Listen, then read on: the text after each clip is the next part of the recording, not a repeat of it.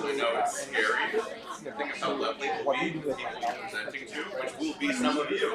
And then also everyone seeing it in the future, and how many more people will be into climate hacking. Because they saw how many people climate hacking considered making come to life. I'm fine with being back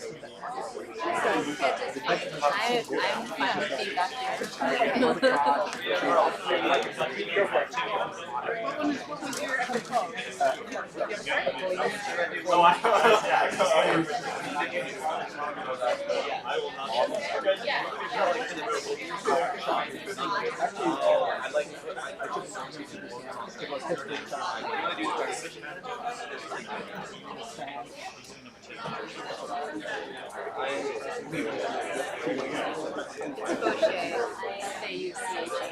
Yes. Samuel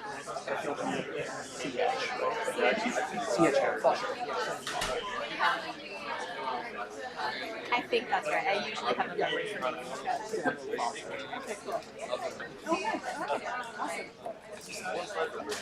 We have 4 royal slides. Well, glad to meet you. Thank you. Yeah.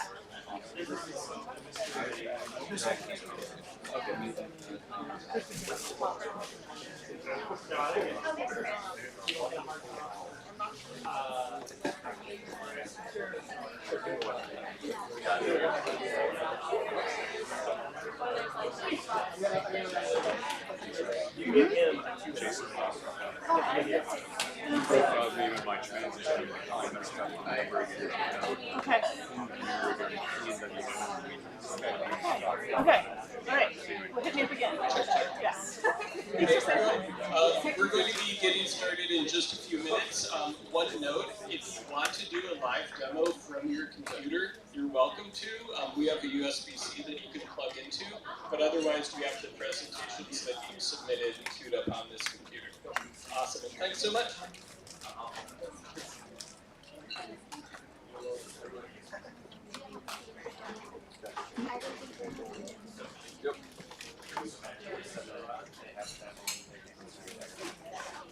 You could during Q&A if someone's interested.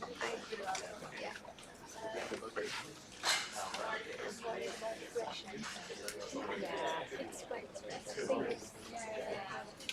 Yeah, I think there were places that I would have changed things, but we don't have time. So.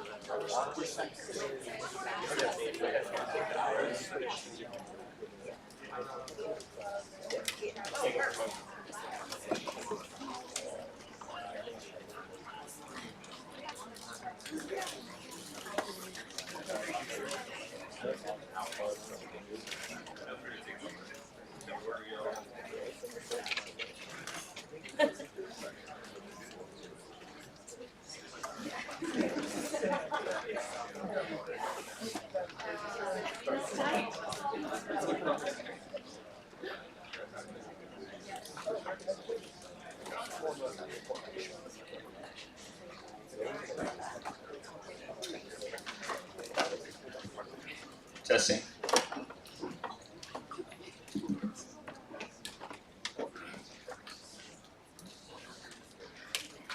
Hello. Okay. The day that we've been waiting for.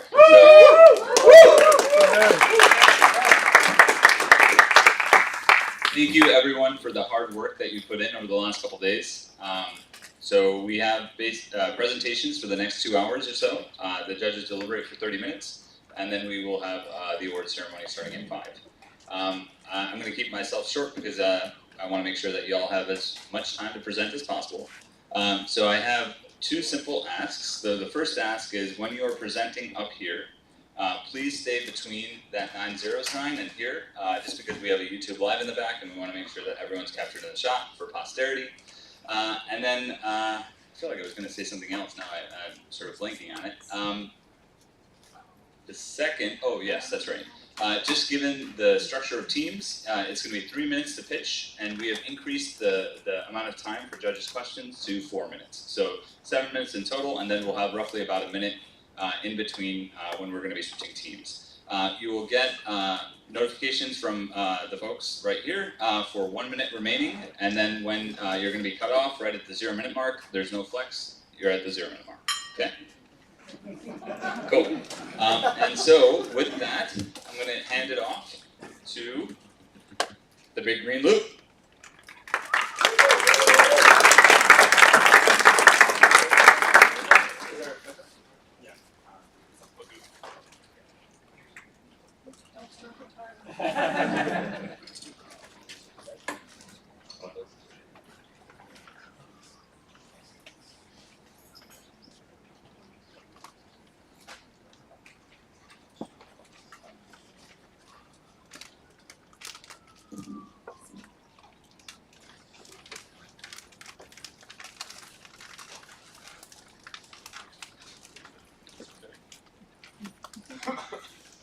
No, where's the start deck? Yeah, that's the deck.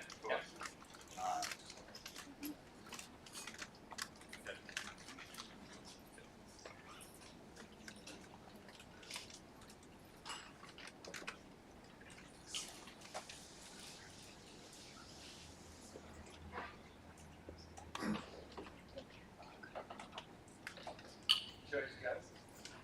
Cool. Okay. Yeah. Thank you everyone for this opportunity and for 9-0 for making a hackathon that forced me to get our shit together and make a big dent in climate change. So the problem that we're looking to solve for customers are the problems with plastic. About 2.5% of climate change comes from making plastic for packaging, and then another 2.5% of climate change comes from disposing that plastic and food waste together in landfills where it converts into methane. So that's about 5% of climate change from making plastic and get rid of food waste in landfills. We can solve both of those while also making a dent in microplastic pollution and carcinogens in packaging. The way that we do that is we make the world's best packaging. We purchase bioplastic pellets, which are commercially available to the tune of hundreds of millions of pounds per year. And then we make high-performance packaging that actually has a lower cost than conventional plastic packaging because of that patented lightweight structure there. And we have 6 patents on that. We've then shown that we can use existing sorting technologies to create fairly clean streams of food waste in our packaging. Then they get broken down back into the raw materials for our packaging, and our suppliers have offered to buy this waste stream back and then make more bioplastic pellets for us. So we provide a profitable, market-driven solution to get rid of the need for normal plastic because we make better bioplastic packaging from it, and then to solve the rest of the waste system through market forces. I think that's incredibly exciting. So during this hackathon, I came here with products and prototypes, but I needed to figure out how to actually turn this into a business. This is like a 10-year R&D project. So I have a team of 2 people full-time on this right now, so I got 3 more people to join the team, which I'm really proud of. And my controls engineer right now is trying to sell stuff for me in California. We did a life cycle analysis. We had a cradle to grave life cycle analysis, which was partially carbon negative. We have a new highly carbon negative circularity plan, and we had 5 customer meetings, including getting soft buy off from Driscoll's and it being open and replacing all of their berry containers with theirs. And I finally found the right person at Amazon to help me roadmap how to make all their packaging carbon negative and recyclable food waste. So we have this stage launch plan now where we can use angel funding to enter production at the pilot scale, seed round to enter production at the commercial scale, and then scale with strategic investors who are engaged with like Shell and BASF. So we hope that you will score us well and help us win and be successful and change both the packaging and waste market. Thank you. Ready for questions?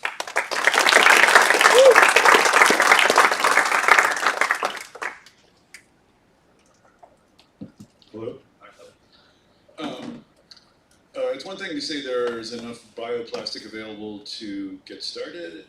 It's another thing to replace all existing packaging. What are the limits of bioplastic availability right now? So there's about 700 million pounds, which we could grow to about 3.5 billion in revenue.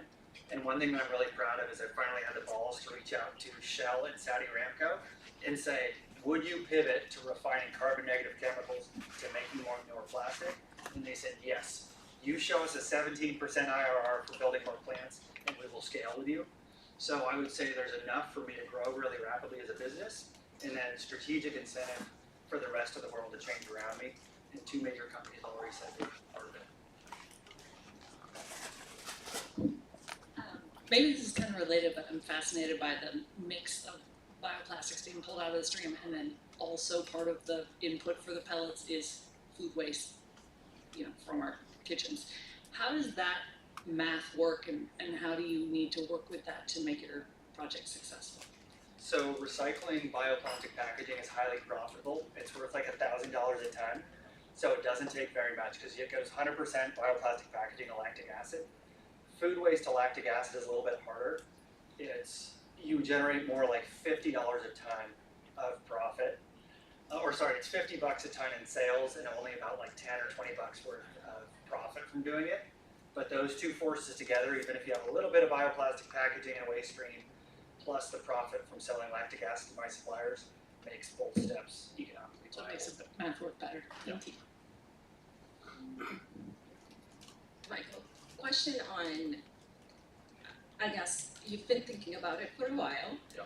What are the blockers do you see for saying, like from a business plan perspective in executing it? I see that you have, the outline is great, but what are the blockers?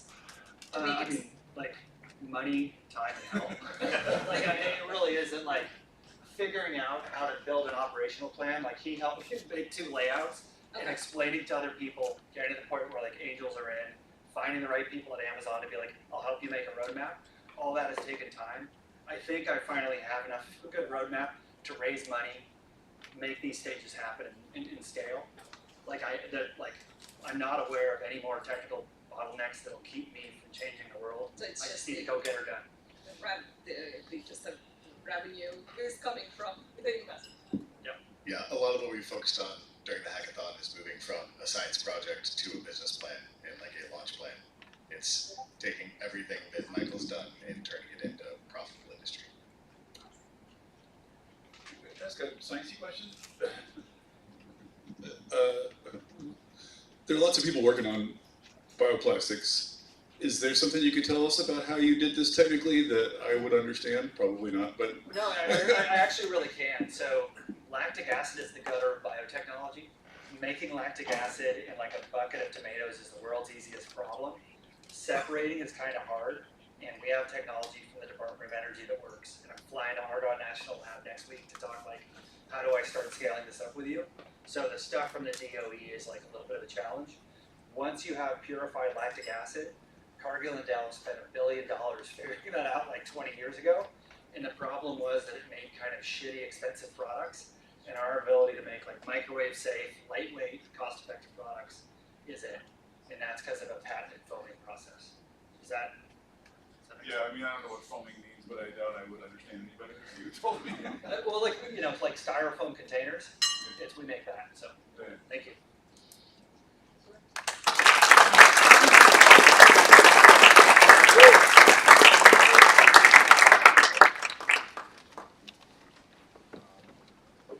You can go ahead. And what I would just say is, since you all know the order of the teams, if the next team can just get ready towards the end of questions, that'd be great.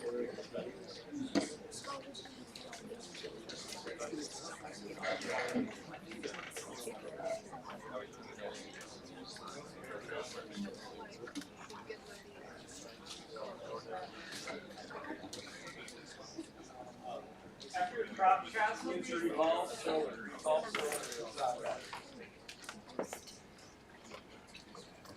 Get to go. Okay.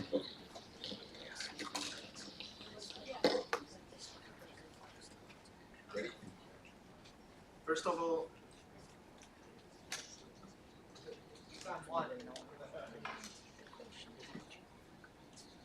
First of all, I would like to thank 90 and like to thank Hackathon organizer, and thank you to everyone who's saving the planet together. And so we are the Crop Circle team Crop Circle, and we've been working on a model called Cropcast to helping farmers thrive in a changing climate. A little background is that climate change is already disrupting agriculture, forcing many farmers off their land as heat and drought intensify.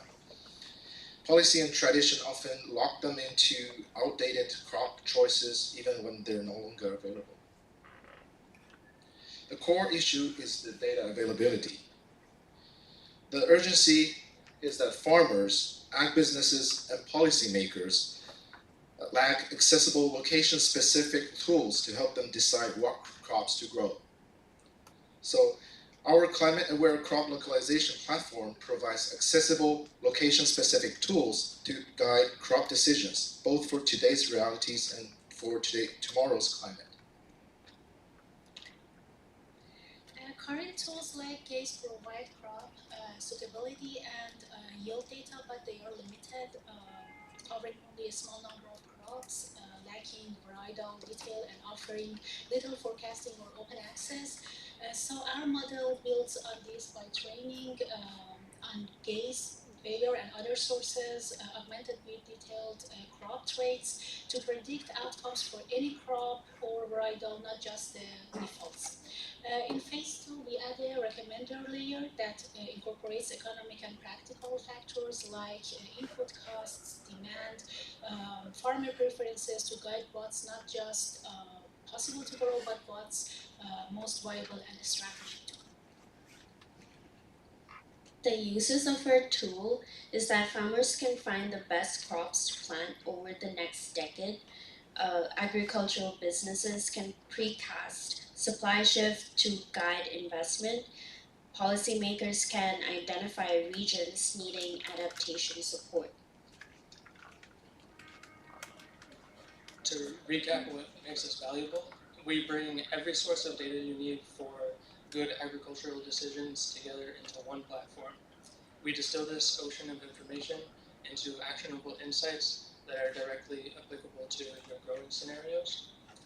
And we give you the knowledge you need to increase your yields. We won't try to sell you anything else. Our model is consistently evolving to ensure you have the guidance you need right now and into the future. Our proposed customers are primarily farm software manufacturers, as well as universities who may be the initial good customers that we can work together with. And our strategy for monetization. I'll stop.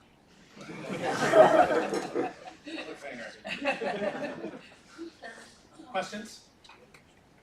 I'm curious how you guys thought about the switching costs for the farmers.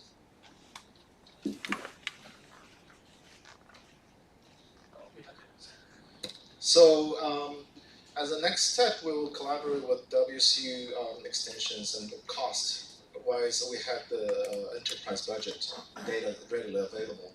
And we will reach out to the farmers. I just graduated from Wazoo myself, and I've been working with the stakeholders, the farmers, as well as the irrigation district. And so I will be able to get their needs and the real costs on site. We did the research already with what the need are, but so as a next step, there's a lot of things to work on.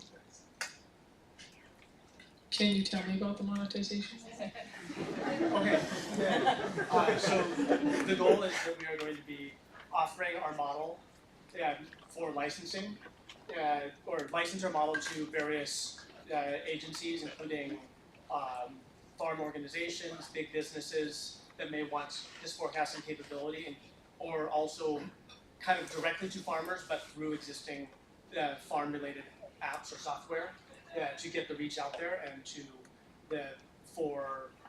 for directly to farmers would be a lower price. For large organizations, we'd have a higher price. Panel, can I ask another question? Okay. Data sources, can you tell me what data sources you used to create your platform? So some services like GAZE, Bayer's, and other services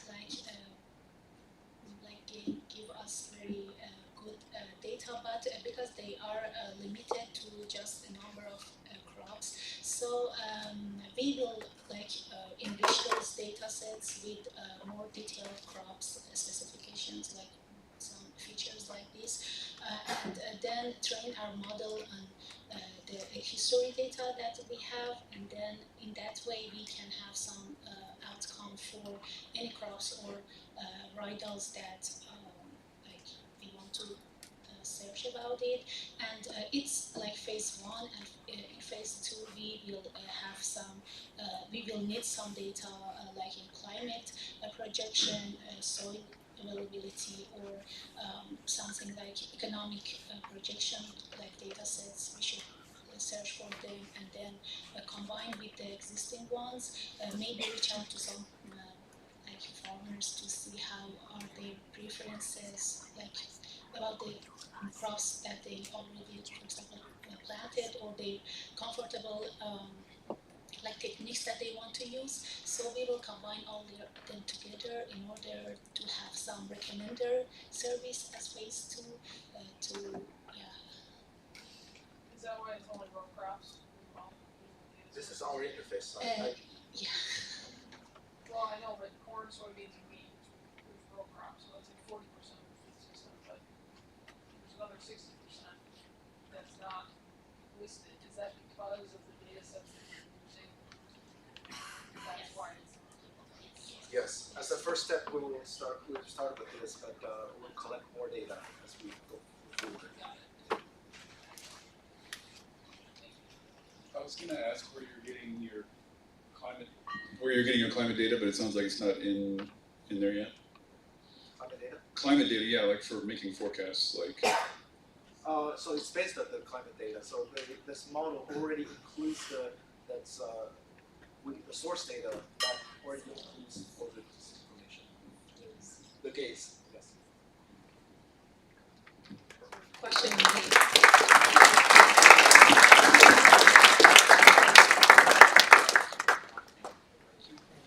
Thanks so much.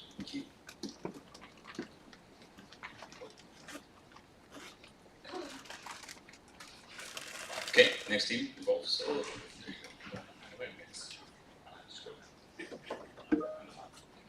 Carbon threads on deck. Carbon threads.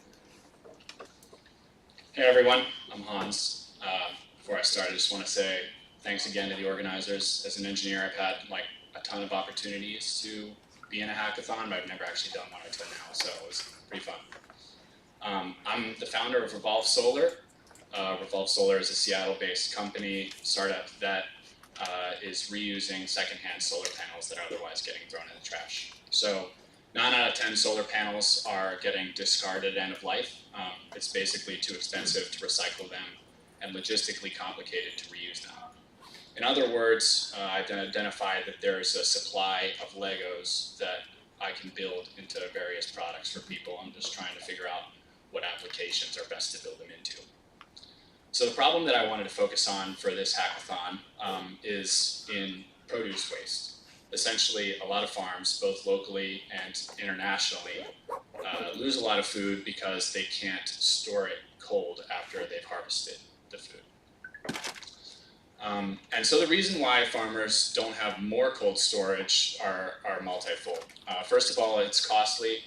It's operationally inefficient. A lot of them are powering cold storage either with generators or from the grid. And in a lot of instances, it requires infrastructure upgrades for them to get it at all. So especially internationally, where there might not even be sources of power in the first place. Lastly, I think that there's a significant lack of awareness of the technology, specifically as far as solar is concerned, whether it would be able to power such an application. So what I did during the hackathon, I built this scale model. This is in my backyard. It's kind of inconvenient to bring here, so it's still there. It's a south-facing array, which is harvesting solar power. It's making up to 560 watts. It's pretty sunny today, so we got close to that. And it's powering a 7 cubic foot chest freezer, which is capable of running at refrigerator temperatures. That's through a 1 kilowatt hour battery that has an integrated charge controller and inverter. So Ideally, I would basically be building larger versions of this scale model.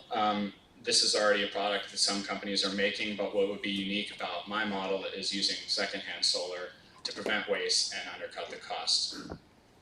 So my business strategy basically is to build more of these for local farms and then eventually to sell solar packages to the companies that are already building cold storage nationally. So that would start off by bootstrapping and then get seed funding in order to work with those national customers. And the climate impact of preventing food waste and preventing solar waste is pretty substantial. So each unit I estimated could prevent 1 ton of food waste and recover 20 panels. At scale, that'd be 80,000 tons reduction in greenhouse gas emissions per year in the US due to food waste, and a lot more from preventing manufacturing of solar panels.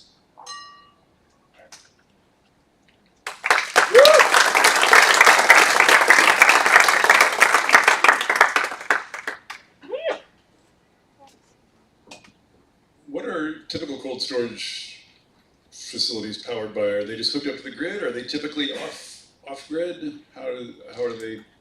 Yeah. So one thing that I forgot to mention is that I've interviewed a number of local farms. Cold storage, it can really vary from like a chilled warehouse down to something that is the size of like a walk-in closet, and it's really that size that's like 10 feet by 10 feet that I would be looking to start off with. These units are often powered by generators, or they might be located in such a way where they can be plugged into the grid, but that might not be optimal for the farm because then the cold storage unit is further away from where the produce is actually being harvested. So they prefer to basically put the cold storage unit right next to where they're harvesting and washing the produce, but it's inconvenient for them to get power out to those locations, especially on bigger farms. What would be your cost to kind of set this up? And what would you charge, like your? Yeah, so my goal price to charge for like one of those 10 foot by 10 foot cold storage units would be around $5,000, including the solar and the battery. That wouldn't include the actual cold storage unit, but at scale, I would want to partner with a company that's already making one of those, then try to engineer it better than them. So that would essentially cover the solar array and the storage that would be required to power the unit. The great thing about solar and why I refer to it as Lego is because it's really modular. I can start with something small like I had in my backyard and prove that it's possible, even in a place that's not traditionally that sunny, and go from there. I think that 7 cubic foot freezer wouldn't be that useful to farms, but they could start with something, on that scale and build up from there.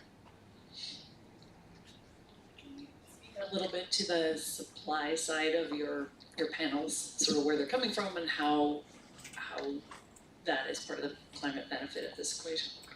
Yeah, so in Washington, there's actually no way that you can throw out solar panels or recycle them. There aren't businesses locally that will do that. So every business that collects solar panels is trucking them out of the state right now to get rid of them.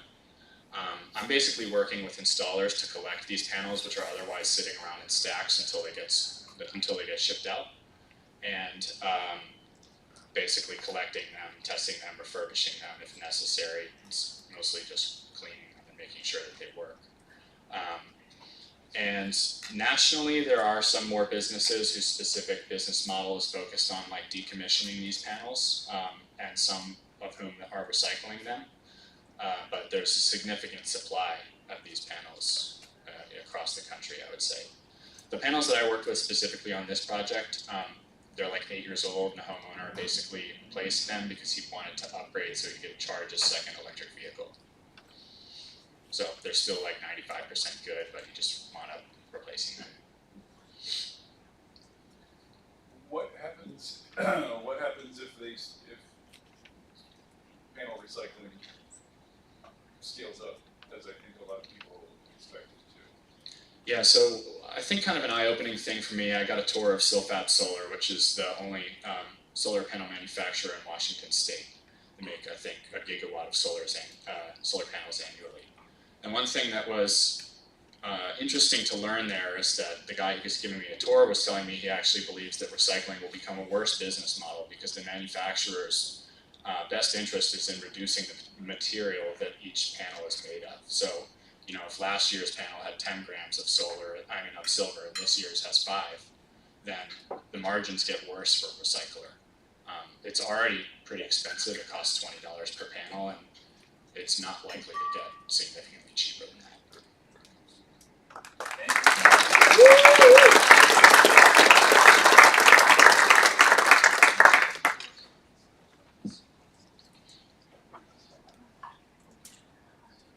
All right, we have a live demo, which hopefully doesn't melt down, but.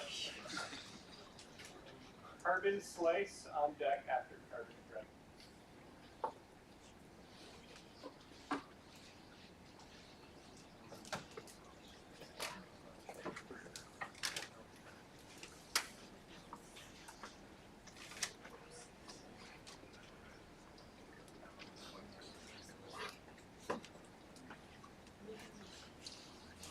All right, well, thanks everyone. This has been an amazing hackathon, my first. Been having a ton of fun. I am representing Carbon Thread, and our rather audacious goal was to build a generative AI service that would estimate the carbon footprint of any product based off of its online detail page. So think any Amazon website, Target, Walmart, etc. Yeah, go ahead, next slide. There are a whole lot of use cases for this. The ones that we have chosen to focus on, B2B professionals, and then on the B2C side, consumers. So think if you're a procurement professional and you're trying to buy office chairs or literally anything, and you're trying to figure out what the lower carbon option is, there's very little data to base that decision on. And consumers, obviously, if they're also trying to express their values when they're shopping, it's hard to do that without some type of underlying data set. So you can go ahead and pull out your phone, carbonthread.org, we bought today, and you can give it a try. The infrastructure hosting it is that laptop right there. A quick overview, you can go here, you take a product website, you drop it into there, and then when you hit go, behind the scenes, there is a, well, right now his server, is grabbing the web page, using generative AI to understand what's on the page, to gather the carbon relevant information about it. And then there's a planner agent that kicks off a multi-agent workflow where there's a use phase, a packaging, a manufacturing, transportation, all these different sub-agents that then attempt to estimate the carbon associated with that particular phase. And then in the end, the results are all aggregated. Results will stream. If you're doing this yourself, it takes a couple minutes, so you gotta be a little patient. But if you scroll down to the bottom, there's a few analytics there in terms of what's the relative contribution from the different phases. And then those boxes up above, you can click on them to get a little bit more detail. All right. So, you know, the hardest part with all this is, yeah, the generative AI makes numbers. Are they any good? And so this is our attempt to quantify some of our accuracy. The the pink bar here, these are actual LCAs that we found. So think of them as verified, established. And then the gray bars, those are values we calculated. It's stochastic, so every time you run it, you get a slightly different answer. The more overlap, the better off we are. So we nailed pencils, we did pretty good on monitors. This steel pot we did terrible at. But yeah, such is life. Business strategy. So we have 2 different approaches. One, open source for people who would never pay for it anyway. We want to have an open source option. And then enterprises that need something that's auditable, that need something that's highly accurate, we would have additional modules that are not open source in order to satisfy those customers. And in terms of climate potential, this is one of those just incredibly hard to answer questions. It's a bit like asking what's the value of economic indicators like unemployment rates or inflation rates. But fundamentally, you can't reduce what you can't measure, and there's a huge lack of measurement in this carbon space. Thanks.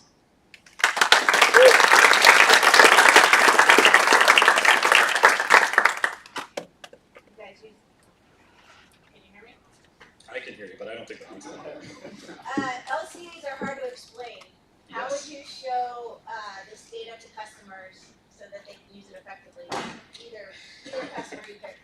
So I spent 5 years at Amazon as a behavioral scientist studying just such problems. I wouldn't actually show them that data. So carbon footprints don't actually, even experts, like 5 kilograms. Is that a lot? Is it a little? Nobody knows. Instead, you would probably look at that in relation to other types of products that are out there. So it makes more sense in comparison, where you can say, oh, this is 20% less than average. When you're talking more B2B context, then that's less important. And when you're talking about accounting purposes, like you're trying to better estimate your scope 3 emissions, then those problems mostly go away.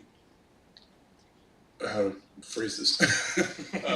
So for a lot of individual products, I'm assuming you're just using like category estimations because you won't be able to know specifically like where that company drove and how far, etc.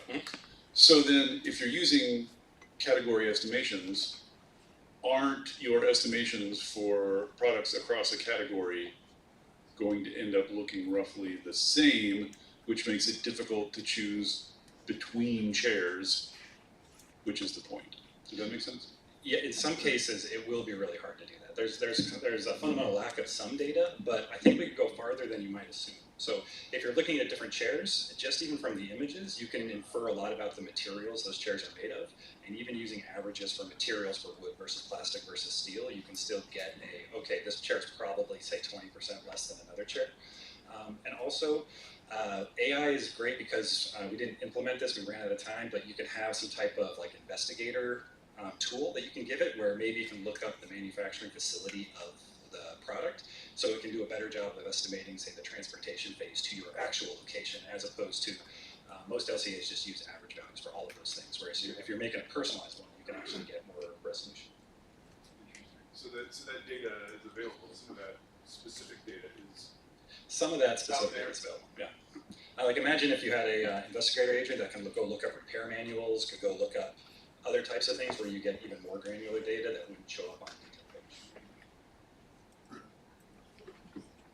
How would you charge for this? So obviously the open source one, just put it out there available for free, and then the actual pricing model on the B2B side, probably some type of monthly subscription or annual subscription with a discount.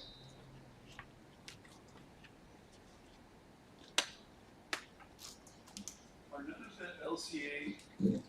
none of the LCA company, or none of the outfits that do this working on AI that can make it more individual and specific? Like, I have to believe there's a bunch of people circling this. They'd be crazy not to. Yeah. So Mirror.ai helped us out early on. We ran out of time. We were going to try to like implement theirs and show how we compare. And so there are companies in the space. We definitely want to have that open source version because there's a lot of use cases where you don't have to have an auditable number and mistakes aren't as costly. So it's okay to have some more uncertainty. And right now there's no solution in that space. And so if we can grow a large user base of it, hopefully that can improve that model over time. Then we can leverage that with the B2B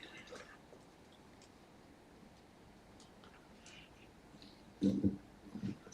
So are you fundamentally, you're not really targeting the biggest businesses that have the in-house capacity to do this? This is, can you talk a little bit about who your market is? Probably working from the bottom up in terms of starting with the smaller businesses, but even the larger businesses, like they don't want to pay an LCA scientist for 2 weeks to analyze a product if it can be done faster. So if we have a tool that does that better than everyone else, then they can be customers too.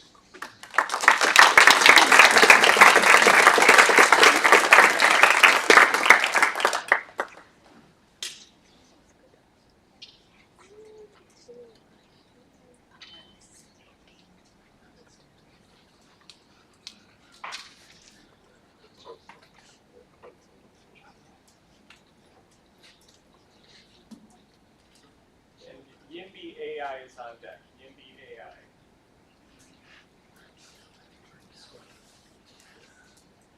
Down.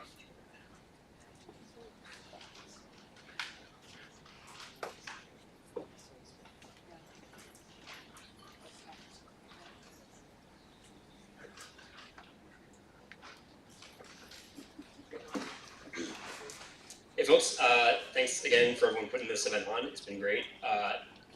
This is Carbon Splice.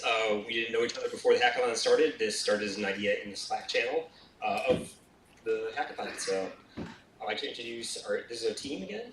Go to the next one. Okay, so the problem state is we all know that we need to reduce our carbon emissions, and home electricity is a big piece of that puzzle. there's huge potential to cut emissions just by shifting our load, but most people don't have the tools of like how to do that. Time of use rates exist, but adoption is low, and granular carbon data is not readily available to those adopting time of use rates. So even though people care about climate change, it's nearly impossible to know when your electricity is cleanest and how to take actions to really help. That's where our product, Carbon Slice, comes in. We provide an opportunity for people to see when their electricity is cleanest, understand how proposed utility bill rate structures would impact their costs, and take zero-cost action to lower their emissions in a very local sense. It's all about making an ever-changing energy world very simple and easy to understand for the average utility consumer. Okay, so talking through the app that we built during the hackathon here, I'll walk you through the path for the user. A user will sign up, and the first thing they do is they connect to their utility data. The next step is they select a host of shiftable load items that they have.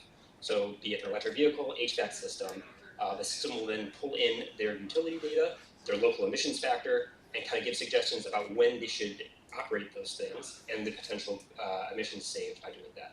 By selecting those, we show on a graph their usage over time. So this is an hourly graph showing your usage, your carbon intensity, and your rate of electricity rate. So you can tinker around and shift some of those loads and see cost and emissions impacts all in one place.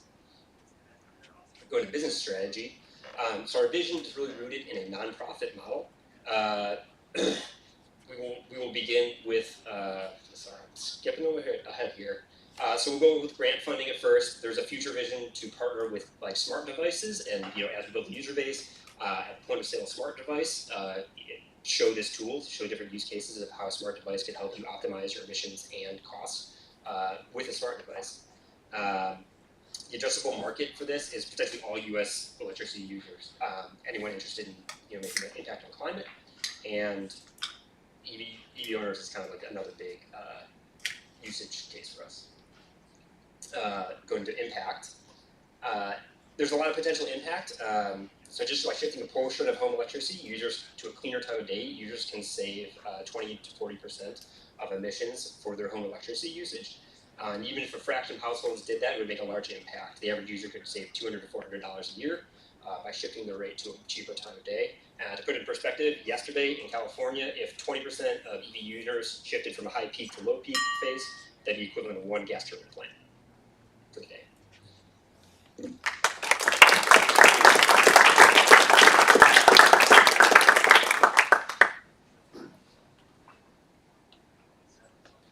Questions? How are you connecting to the utility data? So, I mean, utility is a patchwork. There's like the green button program that we have all pulled. So the data there is real. It's all of our personal utility data that we use as use case examples. But, that's kind of an API question to be solved at kind of at a future date. Okay, so somehow you get the data. Yes, but yeah. I mean, there getting are it providers at out there. the interval level data. Yes, hourly level data, correct. Okay. Anyone with hourly level data hypothetically can sign up for this program. And how are you getting the rate information? Well, that's another thing. If we started partnering with utilities in the future, they would provide us as like a rate structure. So they're rolling out a time of use rate. They would tell us, hey, we're running this structure of like a peak, mid peak, off peak. Show these to our customers and show how it would change their bill and impact their behaviors potentially. Thank you.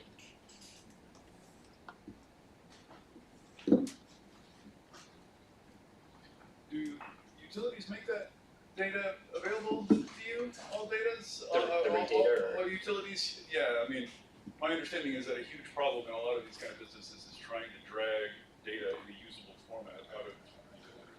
Yeah, so there's the green button program, which kind of standardizes like utility usage data on an hourly basis. The rate data is more of like an open question, and I think for us, we are primarily focused on the carbon impact piece of it, the location and local time-based carbon impact. And then the rate data is kind of nice to have. Like if you have a variable rate structure, then you can see that in the tool. How are you guys actually calculating the carbon impact? Like what variables are you using? Yeah, good question. So obviously we're pulling in your usage data. On the login screen, when you select your like potentially shiftable items, we're kind of taking at the time an average of like what an average EV charges per day. There's a lot of complexity that could be added in the future with the tool, but like that's the starting point for us. And then potential savings, we're shifting from like on peak to off peak. So like, yeah, 5 p.m. to middle of the night, maybe that's not practical, but I think at a future iteration, as we develop some like machine learning things that can be integrated into the tool, you get a lot more sophisticated on like charging windows that are carbon beneficial.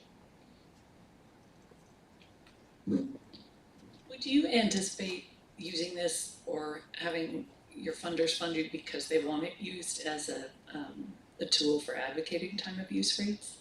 Yeah, that's exactly one of like kind of our premises. So I think getting back to our funding model, our initial premise is like let's do a nonprofit and go after grants so that we can build out the tool, and then as we kind of build up chops and like develop the tool, then utilities or like small scale utilities even is what we were talking about that want to roll out a variable use rate to their customers, like they could help partner with us and kind of develop some of that those use structures.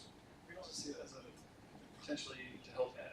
We also see it as having the potential to help organizers advocate their utility to actually take on time of use rates, because you could have like a what if my utility had it, and then have a group of people raise it. Have you had any thought in the future about trying to integrate this tool into smart home management devices so that they can act on it automatically without homeowners having to do anything? Yeah, good question. We had talked about that, and I think the first step in all of this is like an educational tool for people to like learn about their very local emissions intensities. But like as a future step, one interesting thing would be being able to communicate with smart devices and allow the user to like optimize whether or not they want to optimize for carbon, optimize for cost, or some balance of the two, taking the social cost of carbon into account, and then giving that into a smart device and giving a signal essentially to a smart device to tell them how to operate.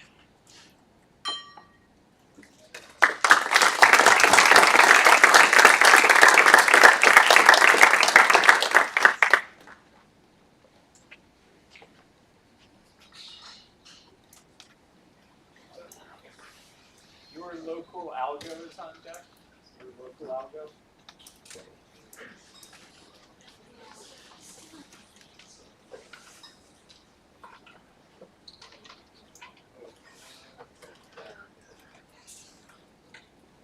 Sweet. All right, thanks everyone for the event so far. My name is Chris. We are UMBAI. So let's start with the big picture here. We know that much of the United States is facing a housing crisis. Here in Washington State alone, we know that we need to build 1.1 million new homes over the next 20 years. That's the equivalent of adding 3 new Seattles.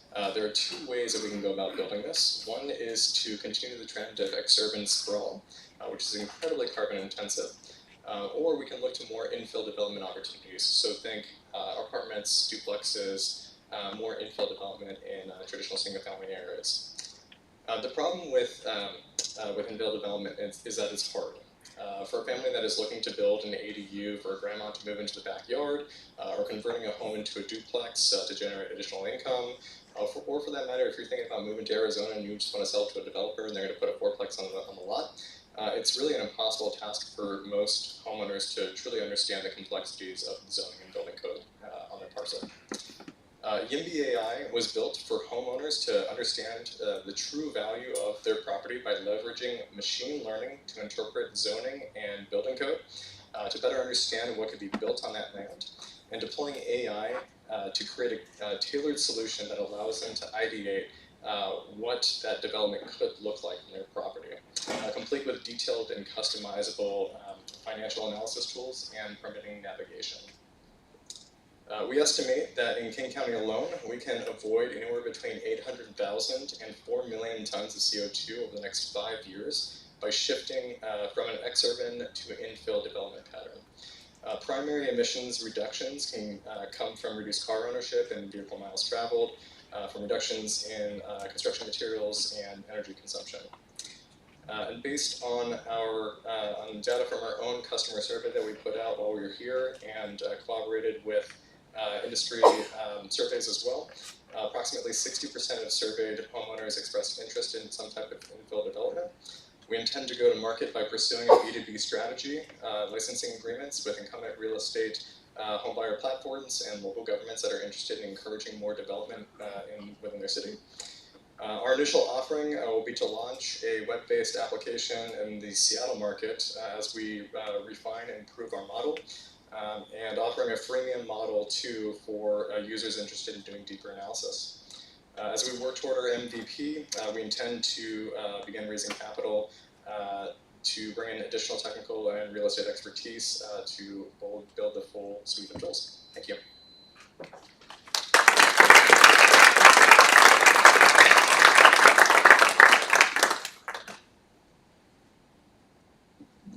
I always think when I hear about tools like this that like this ought to be public. Like cities ought to make this available. Like ought to make this available to you. Do you know what I mean? Like, have you thought about licensing just to city governments, or just, you know what I mean? Trying to make this more of a service and less of a product.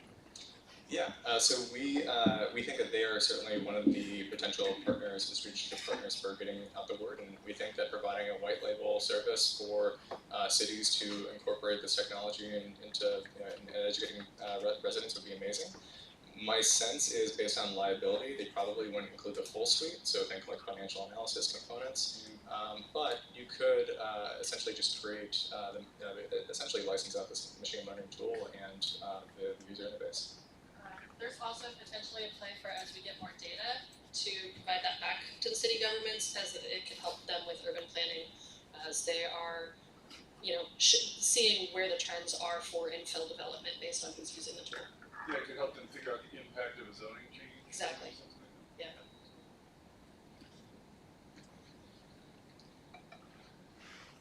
I have nothing but questions. So this will tell you if an ADU can fit, like physically fit on your lot, I assume. But like, like I have a friend in Fremont who would love to sell his house to a developer, have them build flats, and him take one of them. Are more sort of complicated financial arrangements like that somehow captured in this, or is it more just like a geographic physical space type of tool? So at this point in time, we intend to incorporate some financial analysis. So say that you want to rent out, so say that you want to create a duplex, convert your place into a duplex, and you want to rent out half of it to a renter.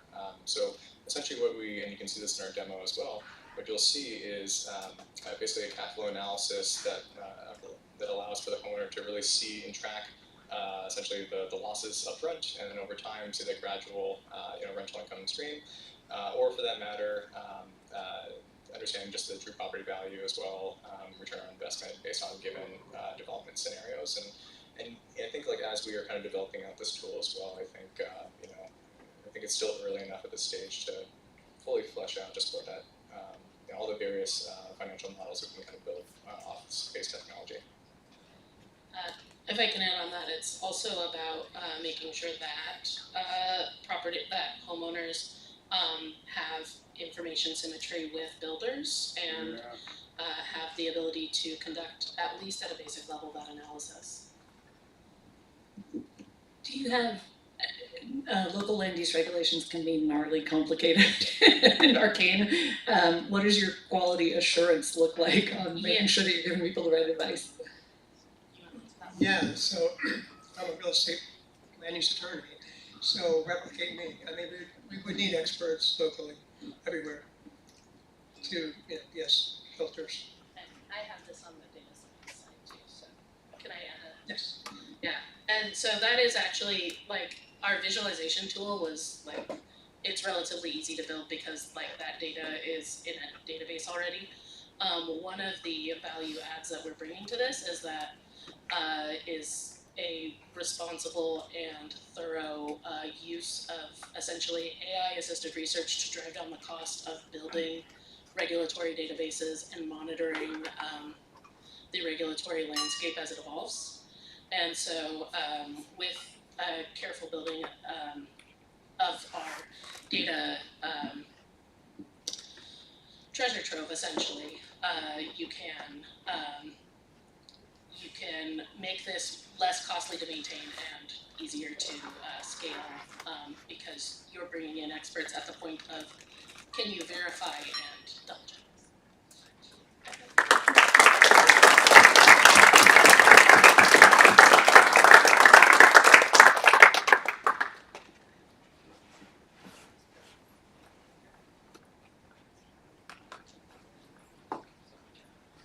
Karen is on deck. Karen, and then we have a 10-minute break after that.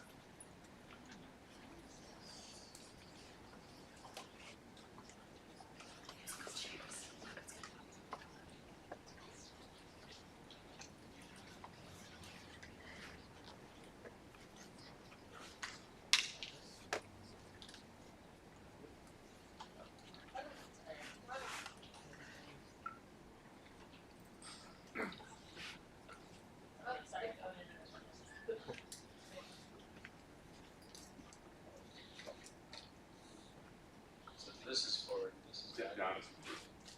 Okay. Thank you. All right. Thank you. We are Team Raincheck. Thank you guys for listening to our presentation. Our product is Your Local Algo. Your Local Algo is a weather intelligence platform to answer the question, can I trust this forecast? So I'm willing to bet that everyone here has an app on their phone they use to check the weather. It gives you the answer. This is called a deterministic forecast. If you're kind of a weather nerd like me, you might use another app like Predict Wind that gives you a little bit more information about what's going on in your local area. For example, you may or may not know that there are 8 models that you could access to get weather information in your local area. And it turns out this matters because each of those weather models that go into your deterministic forecast have different confidence levels and uncertainties associated with them. And this matters for Seattle because in 2024, we had a bomb cyclone go and affect 100,000 people who lost power, caused $30 million of damage. If I told you that of those 8 models, 7 of them got it completely wrong, but one of them was predictably right, and we knew that from historical data, would you want to know that? I mean, I personally would. So the solution here is to build trust in around our weather forecast through transparency by providing more information associated with our weather apps that's typically professional, but like finding the right level of technical information to provide to consumers. So we're imagining that you could enter your location, and for a location and for the weather variable of interest, say extreme heat or extreme precipitation, our service would recommend the best optimal weather models so that you could make the best decisions for you and your community. And so we're imagining our plan as first rolling out for our consumer app, and then later changing on to moving on to B2B customers. This is ultimately decision support for our climate resilient and adaptable industries, communities, and individuals. And Meg is going to quickly give us a demo of the app.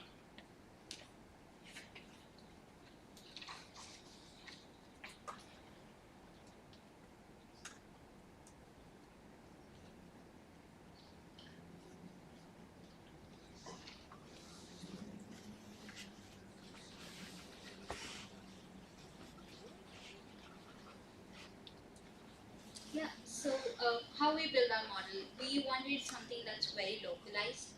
So there are multiple weather models out there. For example, the European model is considered the gold standard. We have the American GFS model, and we have models for localized weather conditions like HRRR, which does a high resolution rapid refresh. But would you want to know that based on your location, which model is the most accurate one for you? So give a quick demo. You can go to the location, type search for your location and select the parameters in which you're invested in. And then when you click on the search, we give you which weather model is the best for your location. Thank you.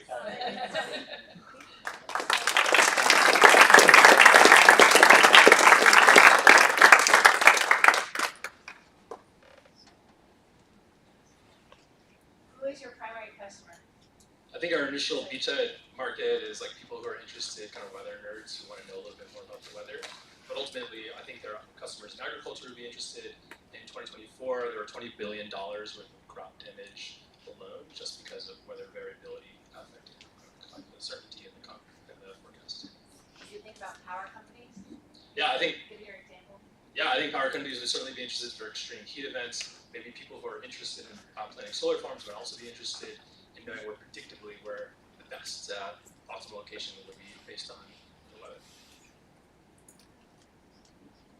Why wouldn't you just make an app where, like, if I click the rain tab, it just automatically shows me the data from whichever model predicts rain best? You know what I mean? Like, why not just make the best performing weather app? Why show all this complexity to the customer? Yeah, so the reason for that is that every model has its constraints. Like, for example, you might not just be interested in rain, you also want to know the soil moisture or the wind or the precipitation. And you can't say that one model is good for all, although they all claim to be. So, based on our analysis, what we've done is we have took the historical gold standard data from the European database, ERA5, and we've assessed all the models with the specific feature that you want and for your location, given how they've predicted weather in that region over the last 100 years or last 30 years, and give you that. Why this is essential and why not have one model that's best for everything is because, for example, I just want to know how strong the winds are, but I don't care about the soil moisture. Then I don't need a model that specializes in both. I just need a model that's very good and very accurate with just the wind. And why not we ourselves forecast that weather data directly to you and give the data to you?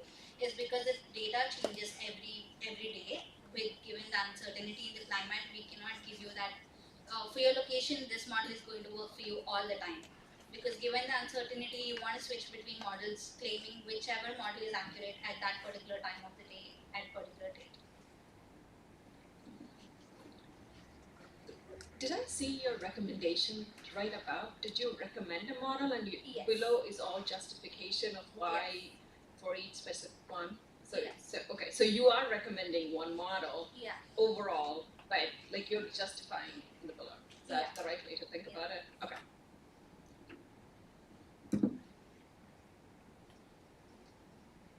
The reason for the recommendation is if you want to dig deeper into going into statistics of that model and be long associated with it, like if you have any business decisions to be made, like building a solar farm or anything, you want to go dig deeper into it. And our model is just to give you the accurate model that you have, but there's a large vast database in that specific model's website. Like for example, if you take the European model, its website has open source data for around more than 100 years of data, but not everyone would want to do that research for themselves.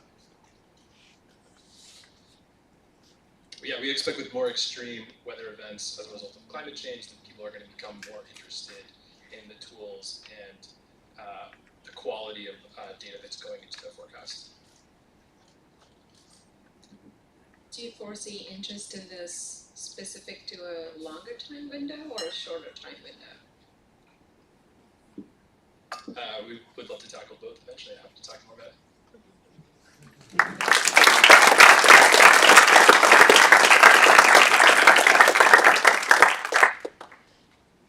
Okay, so the next team going forward is Karen, and just after this, we're going to have probably about a short 5-minute break. Okay. Please excuse us one second while I set up our computer for a live demo.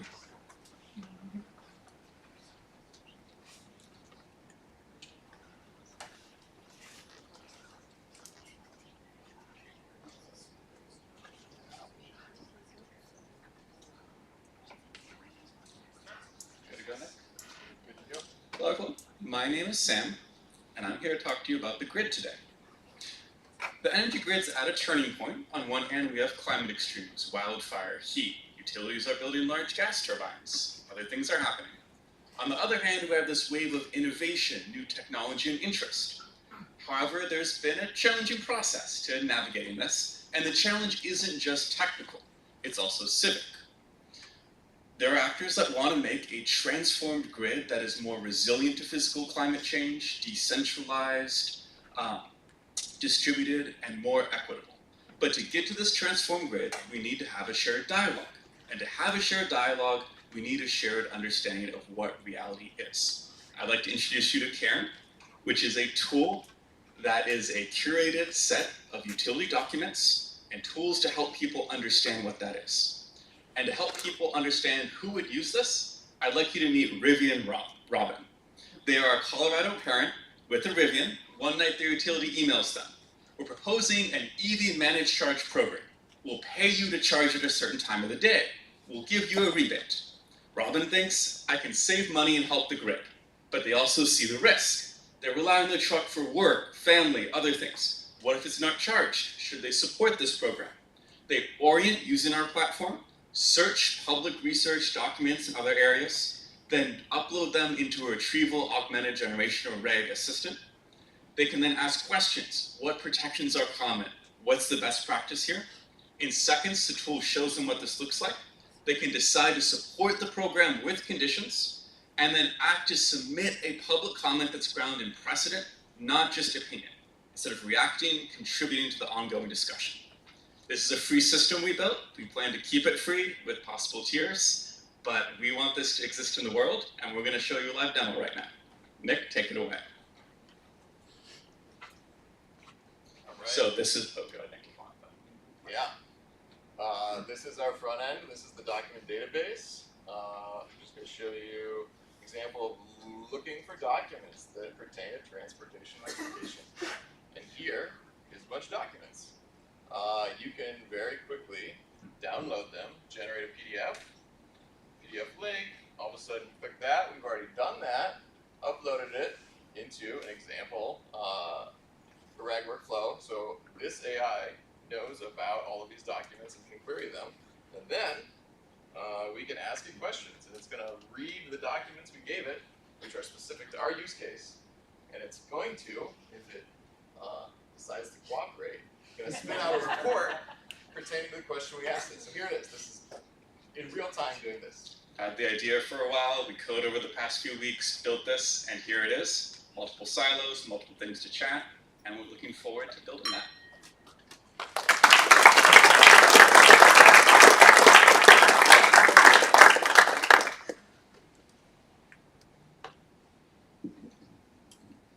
It's still hard for me to imagine the average human engaging with utility regulatory processes, and I know this is a tool for trying to make it easier, but have you done any kind of customer research to see what the need is, and have you designed this accordingly? I'm just curious about the background. Yeah, most of the user interviews that we did prior to the hackathon were with people already in the industry. So people working in energy companies, people working in different advocacy organizations that already just are aware of what this is, may not have time to read. My hypothesis is, even if you don't care about this now, in the next few years, a lot more people are going to have to care about it. A great thing of like, okay, we need this, was someone was talking to Alexander Mercedes-Rink, the Seattle councilwoman, who sits on Seattle City Light, and he's like, I called her up Sunday night, she's reading Seattle City Light's integrated resource plan. It's amazing people do that, but you shouldn't have to read 400 pages just to understand how to make a comment. So right now, most of the people in the industry, hope is as we see more people become interested in what the grid of the future looks like, this tool helps them channel that interest.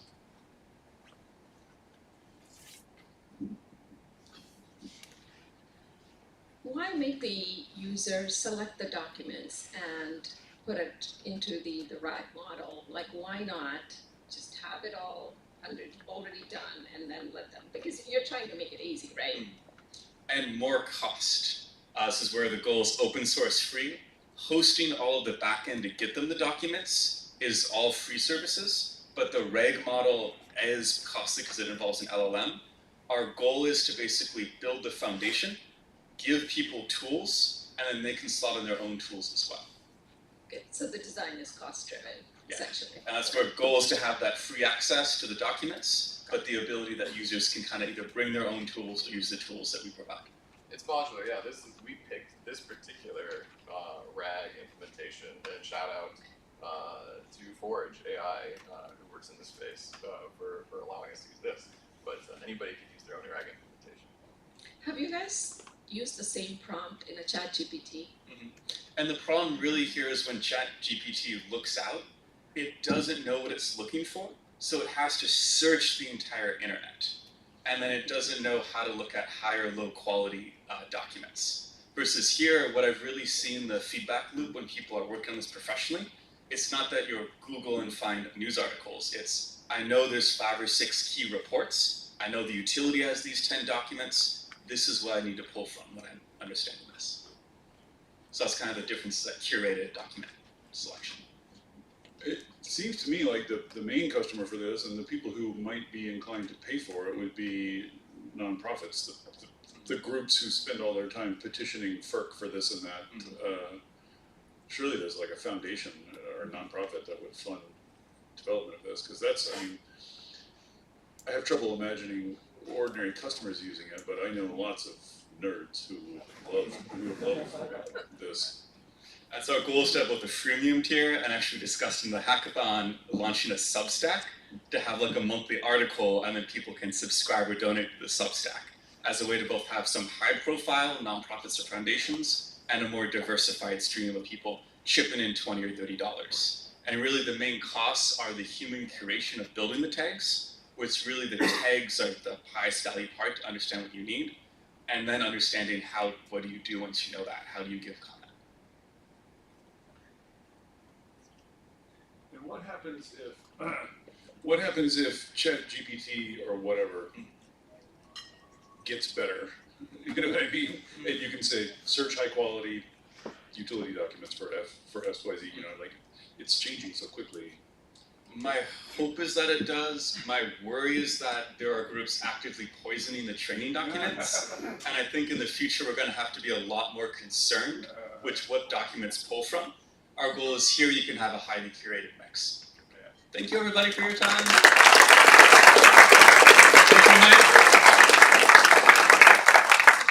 Perfect. So we're just going to take a quick 5-minute break before we come back for the remaining teams.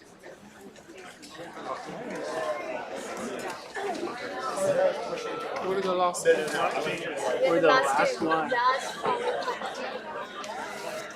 Yay! So it's either we're gonna be the worst ones or the best ones. I think our idea is good. Can I see?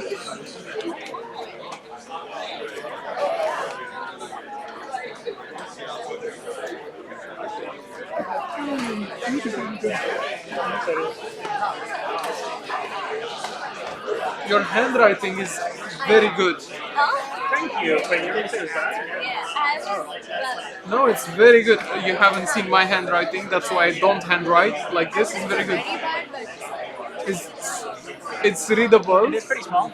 Yeah. But also, I'm only writing for myself. And I'm writing whatever a few notes for myself. So I love this. It's more the exercise of writing.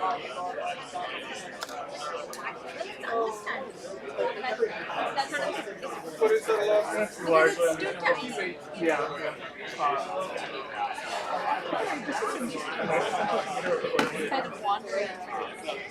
Okay.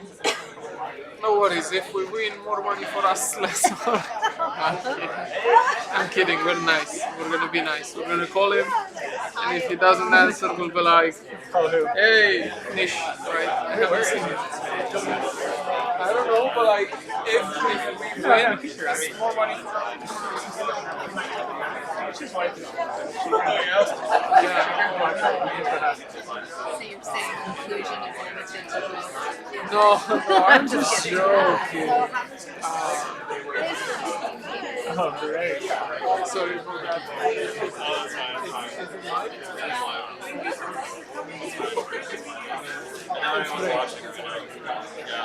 Oh, there's no one on the screen now? Okay, so not the one next to So you can pay by hand now, so probably like they just do a screenshot. Oh my god. I am registered for 2 services like that, which is problematic. They probably use like maybe just have like good. Okay. Yeah. Let's see. I don't know. For sure one of them isn't using that. It's just using the picture.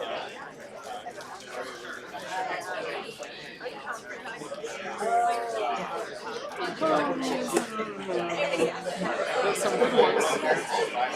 And there's some stupid ones.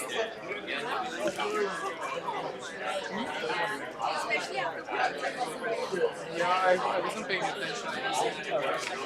Like when I feel it's a good idea, it just just go over There was one good lesson. What? The one that was very good. Lowell just has us.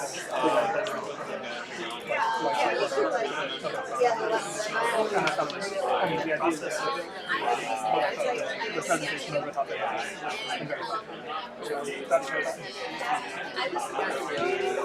Yeah. Level wise,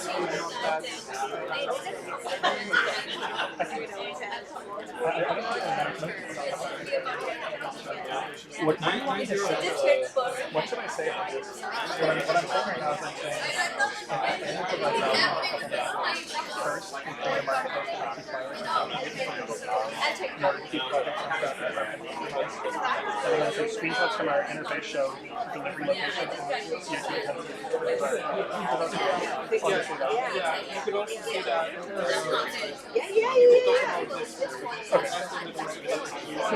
Yeah, no. Just mention the fact that you could buy solutions, or you could buy conventional and then spend extra to cover the green solution for someone. Yeah. Okay. That's like the core thing that they have to understand. I think that's explained earlier. I think I explained that in the so we just okay. You also want to have the platform live if they want to fuck around with it? I don't think so. Also, there's no way to update we can't update the presentation. The presentation's already been set. So that's fine. I think that's all right. Let's see. Worst case scenario, we sound free. Yeah. Check now.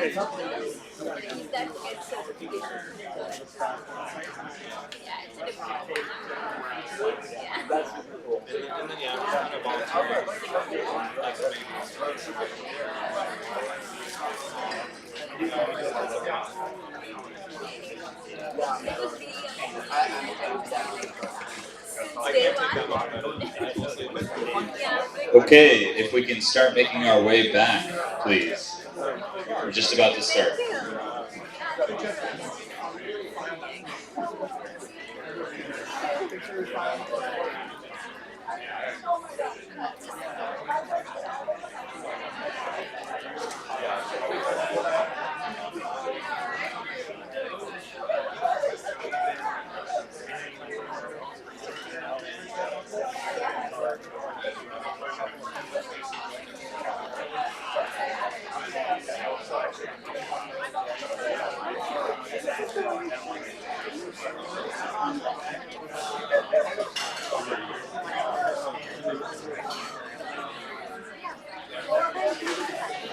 Okay, if we could just take our seats again, please.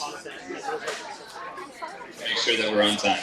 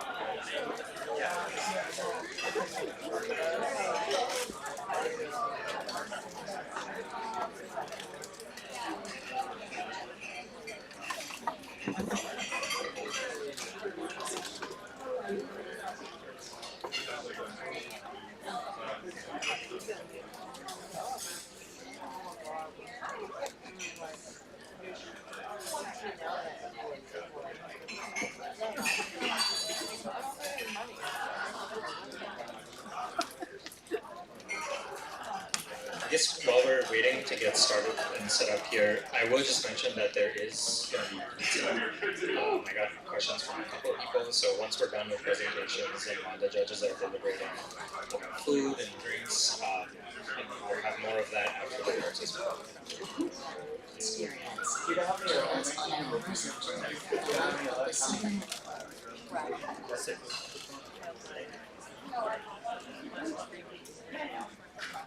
resident killer whale.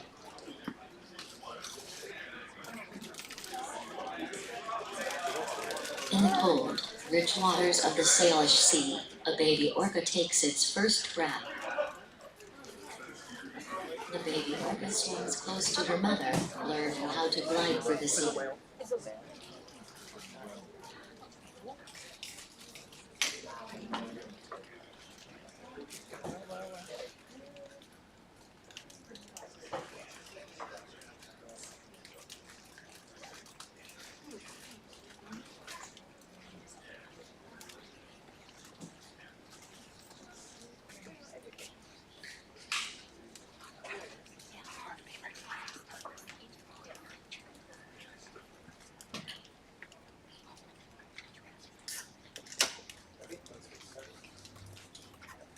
Hi, hello everyone. We're the team Hello Orca, and we're talking about not the public transportation Orca car, but like kids lovable killer whale.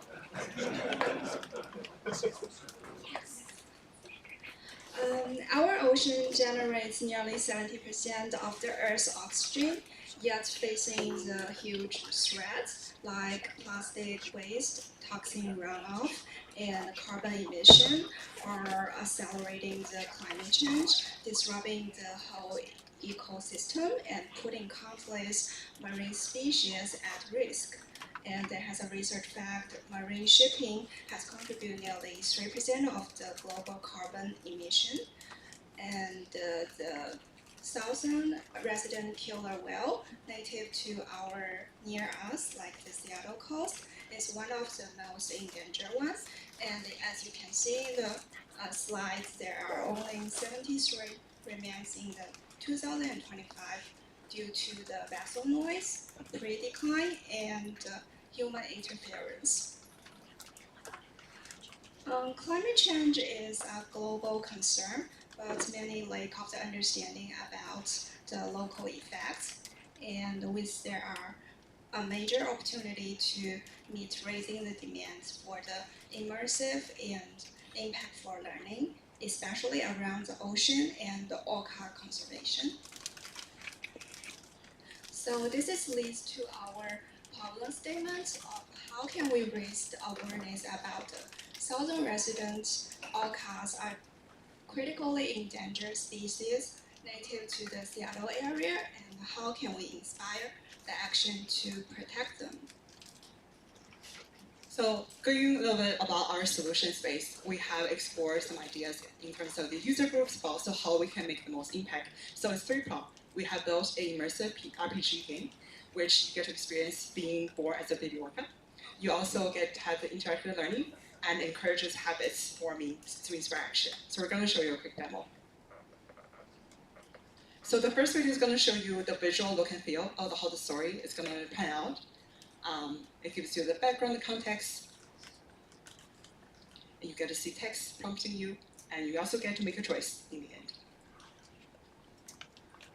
Ship is coming.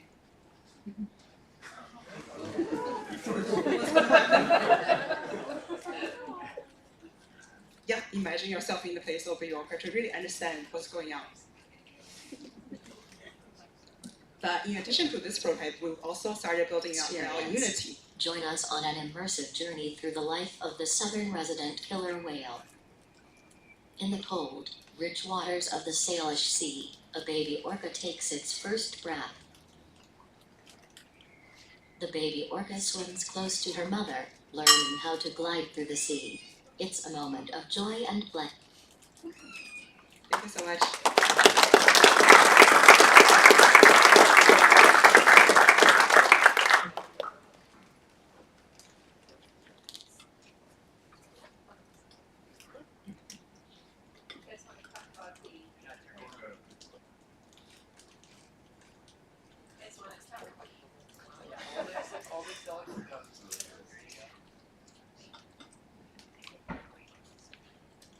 Do you guys want to share the target audience? Yes.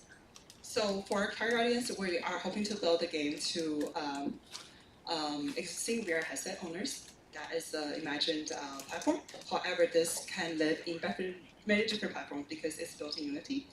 We also have collaboration with Orcasa, which is a local nonprofit doing conservation research, as well as we have thought of reaching out to Seattle Aquariums and other VR research museums that have had VR experiences to propose this idea of this is how you can make it more engaging, educational for children and people of all ages.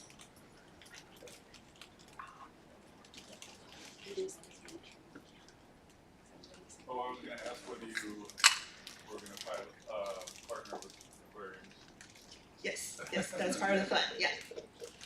So currently at Seattle Aquarium, there is already a VR experience. However, as we've done some market research into this, a lot of them involve real footages of, say, a researcher going out on a boat, learning about orcas. However, it doesn't offer that first-person point of view storytelling.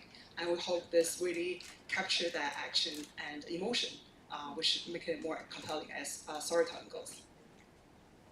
I think you said you hope to change habits. Yes, that is the next step. How will these two things tie together? Yes, so we had the initial part of this, and as you go on with the story, in the prototype you'll get to interact with salmon, which is the primary source of food from orcas. The southern resident killers, at least, because some of them do eat seals, but that's not the group. So you get to learn about the impact of their prey and our habits, like sustainable seafood purchase options, how that impacts the environment, how that impacts the orcas, and in turn, how that impacts our ecosystems.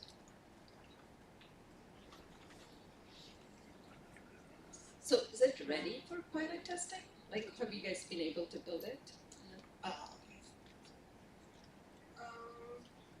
So we are able to,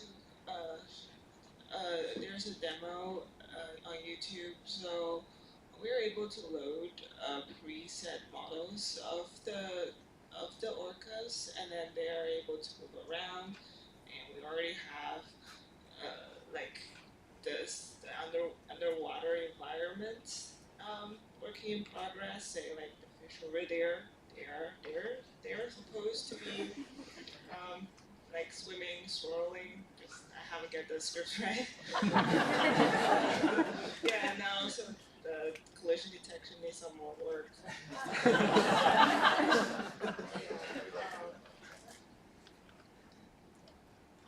Yeah, basically we are ready to have some of the, you can say, prototype with the Unity kind of thing, but because we are more exploring with the VR headsets, so yeah, we are not able to say that we are completely ready on the production road, but yeah, the prototype is there, and basically yes, we are able to get what we can do.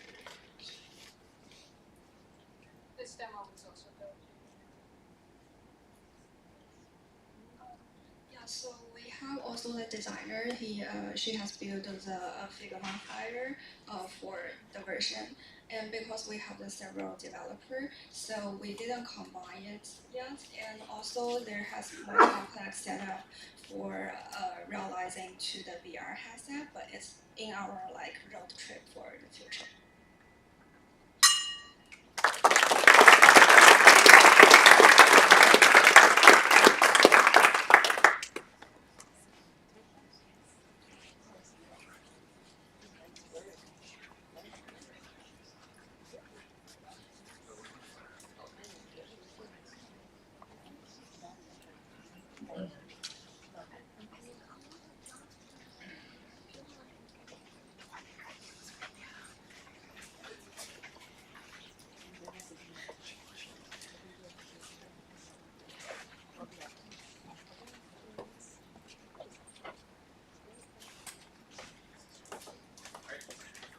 Hello everyone, we'd like to talk to you about hyperlocal community composting. Our team hosts the plan.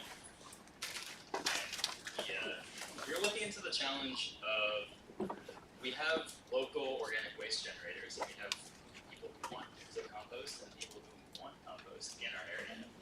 But the way our municipal composting system is set up, we take the organic waste, we put it on really fuel efficient trucks, we truck it out to the composter, and then later we truck that compost back. Spread on the lawns. So we built a platform to help connect people who have organic waste and would like to defray the cost cost of municipal collection, and people who would like to turn that into soil amendments that they can use in their patch or their lawn, etc. within our area. Yeah, so we reach out to some customers just to gauge interest and get some feedback. Notably, we talked to some P-Patch community garden coordinators. Right there. What they were most excited about is having a singular platform that really streamlines the entire process of composting. They could connect easily with their neighbors in a way that they weren't able to do so before. They were also really excited about route optimization. So this will help save fuel and notably save time. And now we'll move on to our product demo. So this is just kind of what nonprofits, community gardens, anyone who wants compost, this is kind of what they would see. So businesses sign up and they sort of advertise their waste, and people can see all these different local businesses. They can see the expected amount of waste and the deadline to pick that waste up. And the reason why businesses would love to join our platform is because Washington has a law, the 2022 Organics Management Law, that mandates that organic waste must be composted by businesses.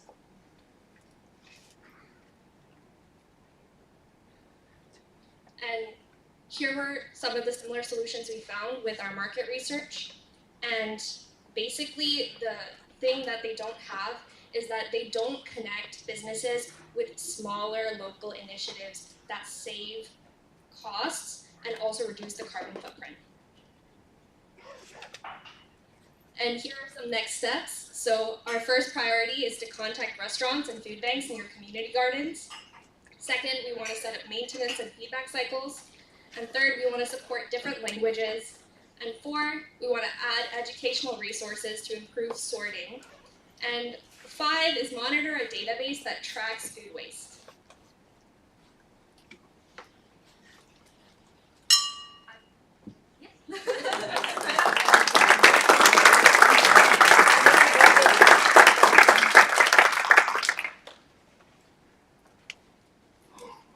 So just so I'm clear, the idea here is that if I have a lot of organic waste and I'm composting it, rather than have the Seattle come pick it up, I just have someone through the app who wants it come pick it up?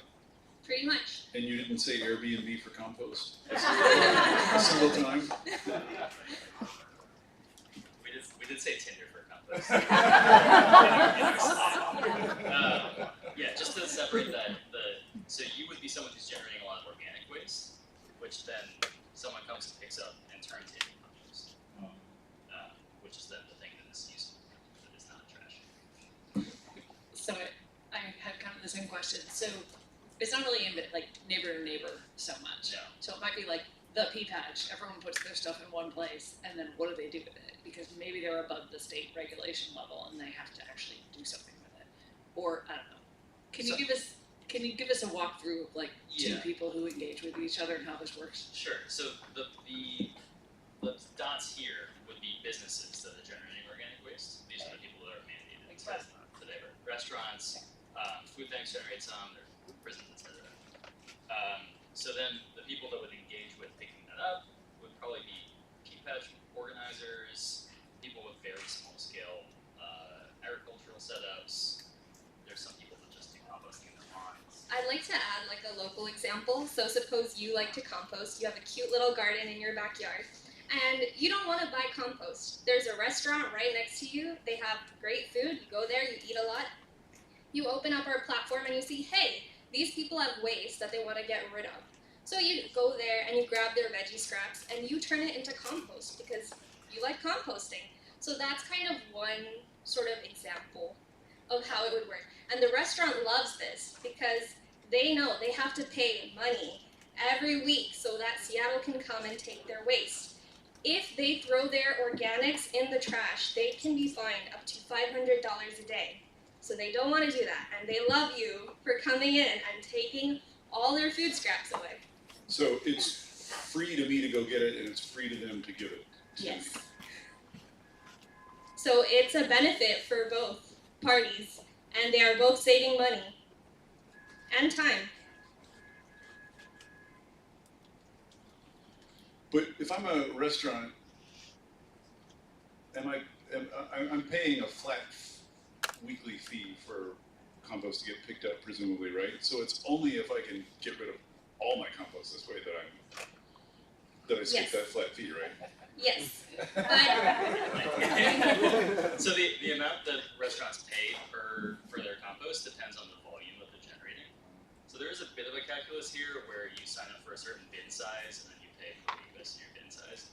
So in this case, you would need to consistently decrease the amount that you're actually sending to the dump. But you would be saving money, right? So you go from a large bin to a smaller bin. And that's why we have a deadline, so people know by what date they can come and pick it up. And then anything remaining, again, restaurants and businesses would have to dispose of their organic waste anyway. I'm sure the units mean something there when you have the 12 units.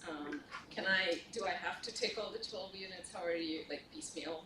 Is that? No, it's optional. So that's the best part. It's optional. You can go there and you can collect how much you want. We're working on adding features to have like scheduled days where people can just show up, because currently right now, this involves logistics. Thank you.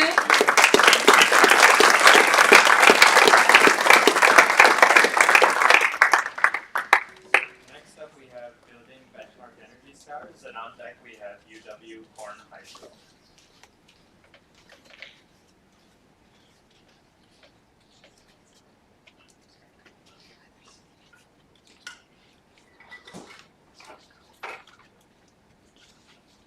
Good afternoon. Thank you all for sticking around to hear our presentation. We are Team Benchmark Stars. Here's our team listed on the left in yellow, and then also special shout out to the people in the white text who we were able to interview over the last 2 days from the building profession to help us validate and also in some cases challenge our assumptions on our kernel of an idea. We all started on this together on Wednesday. We have never met each other before other than the networking event, and we're really proud of what we were able to accomplish. So the problem here is, as many of you may know, the building stock in the United States accounts for, depending on what survey you're reading, 30 to 40% of the building emissions in the United States.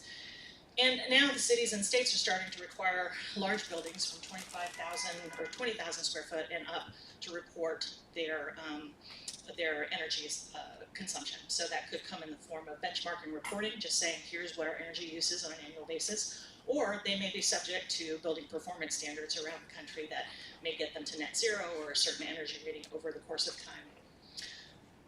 So the good and bad news is that the companies have a centralized database to enter this information. So Energy Star Portfolio Manager is run by the US government. Most of these cities and states require buildings to report their information through Energy Star Portfolio Manager and then out back to the states and the local jurisdictions. The challenge is a lot of times that utility data is inaccurate, difficult to work with. If it's pushed by the utility, sometimes there's gaps, sometimes there's delays.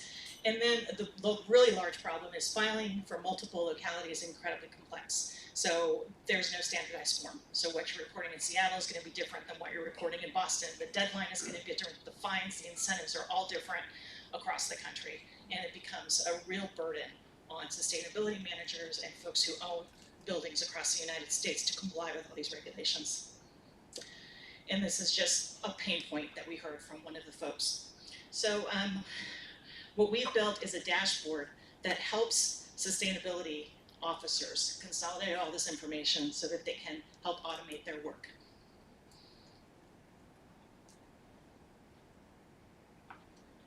What you're seeing here is, there's actually an audio here that's not running, but what you're seeing here is a dashboard that shows all of the different cities that this particular real estate portfolio owns. You can see they're past due in Brooklyn. They should probably look at that office and see what's going on there. Why haven't we reported our natural gas there? Even though we've reported our electricity, we still need to upload the natural gas. We don't have to report water here like we might in some other jurisdictions. We can go into the dashboard and we can actually choose the file, upload that information, and then also we've seen that there's a typo here and we can go into that, fix that, and then save it, and it's going to update in Portfolio Manager.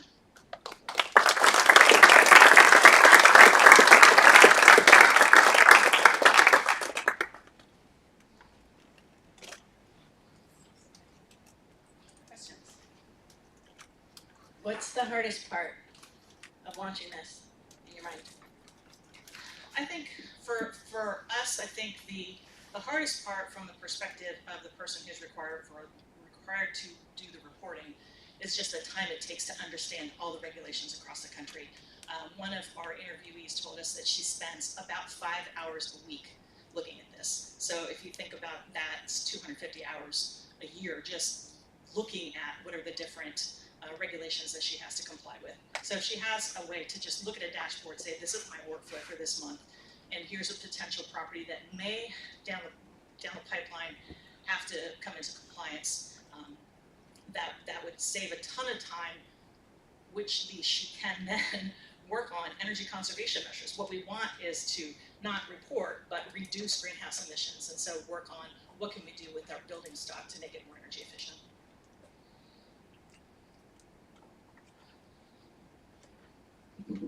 But just to be clear, the customers are real estate holders.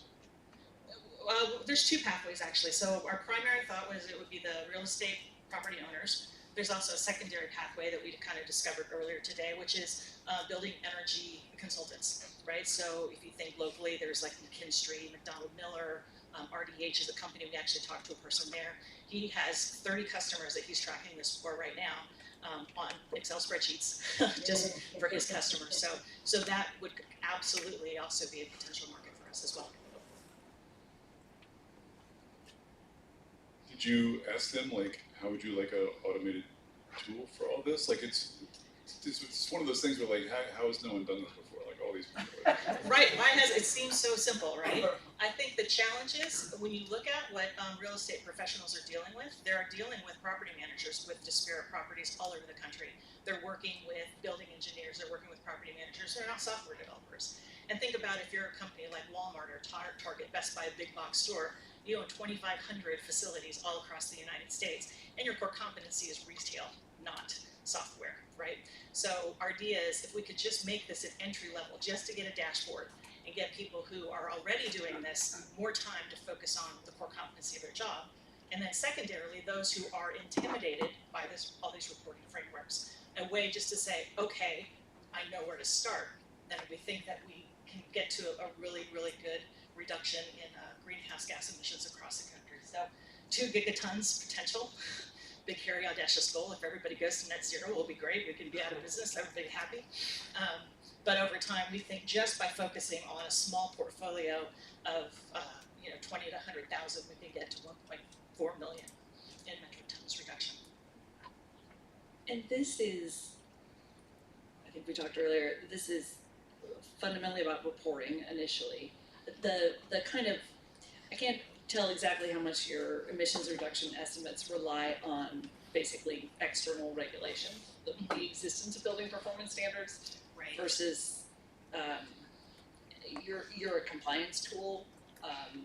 But do you think in places where there aren't standards, do you have any sort of theory about how this tool, would you put your thumb on the scale a little bit more? I think sorry, I don't know if that made sense. Yeah, no, it does. I think if you're already compliant and you see the benefits of just benchmarking, so there's a study that says just by benchmarking your building, you can expect that you're going to have 2 to 3%, or maybe sometimes up to 5% reduction in your emissions just by having that information. So from a property standpoint, property owner standpoint, it would then make sense to go look at your other properties as well.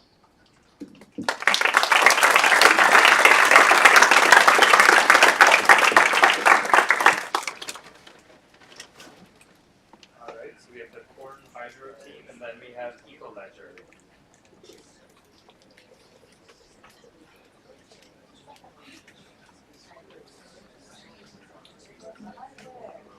Hi everybody, we're UW Corn Hydro, and we're all undergraduates from the University of Washington. We're super excited to share with you what we've worked on these last 3 days. We started fully from scratch, and this is what we've got so far. Oh, and your slides are in there.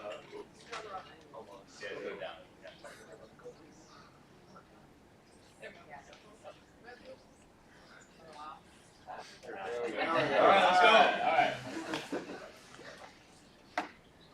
So our problem. We have kind of two main problems that we were addressing. The first was fossil fuel emissions. So throughout the day, obviously we know that energy varies a lot. In the night, usually people are using less energy. In the day, there's a lot more. And we can see in this graph the difference between the peak demand. The second graph shows the net demand, including renewable resources. And we can see in the graph below here that this is an example from California. The solar takes up a large part during the day, and during the night, some of it has to be covered by natural gas. So it'd be nice to kind of even out that curve and take away some of the natural gas emissions. And the second part, we also talked a little bit about education, and I think maybe Sean has more to say about that. So our solution to this problem involves 3 main points that we built from scratch during this hackathon, and our main goal was to address like education and educating people on like what this system is, and what that is Pump Hydro. So this is a pre-existing system that has been implemented around the world. 90% of hydroelectricity storage is implemented with this system, and it's 96% in the US, but a lot of people have never heard of it, as I heard in the science fair. And so our 3 main systems are first we built an actual model of like how the system works right here. And we built it from scratch with components. It actually works. It runs, it generates electricity, and we have measurements. And then to give people something to like play around with some more, we built a dashboard. If someone wants to play that video, that would be cool. It shows a dashboard. It gives you different tools that you can use to visualize what's actually happening in the system itself, so you can get a better understanding of how this kind of system works. And it also gives you some fun stuff to play around with, where you can actually manipulate stuff in the system. And then the third thing is we used, Carl talked about it a little bit, but the KISO data from California for the month of April, we concatenated that into a 24-hour window, and then we said, let's scale it down so 1 second is 1 hour. So in that video, there's a 24-second cycle that's going over and over and over, and it's calculating when to control the bottle, to turn on the pump, turn on the valve, turn on the pump, turn off the valve, to get the most energy efficient and carbon neutral version of the system. All right, yeah, so as Sean has already said, we're purely an educational hackathon, so we, I guess my job is to sell you on how cool this technology is. So whether you've heard of it or not, whether you're in utilities or you're an engineer, so pump hydro storage typically have significantly more storage than battery systems do, and they have a significantly longer lifespan. Planning and permittation is the single main largest issue with like implementing it onto grid systems like worldwide, especially in Seattle. Yeah. Yeah.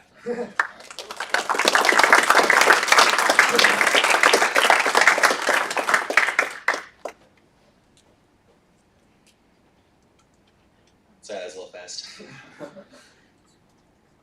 This is really cool. Thank you. Who are you going to educate? Like, who's your audience for education?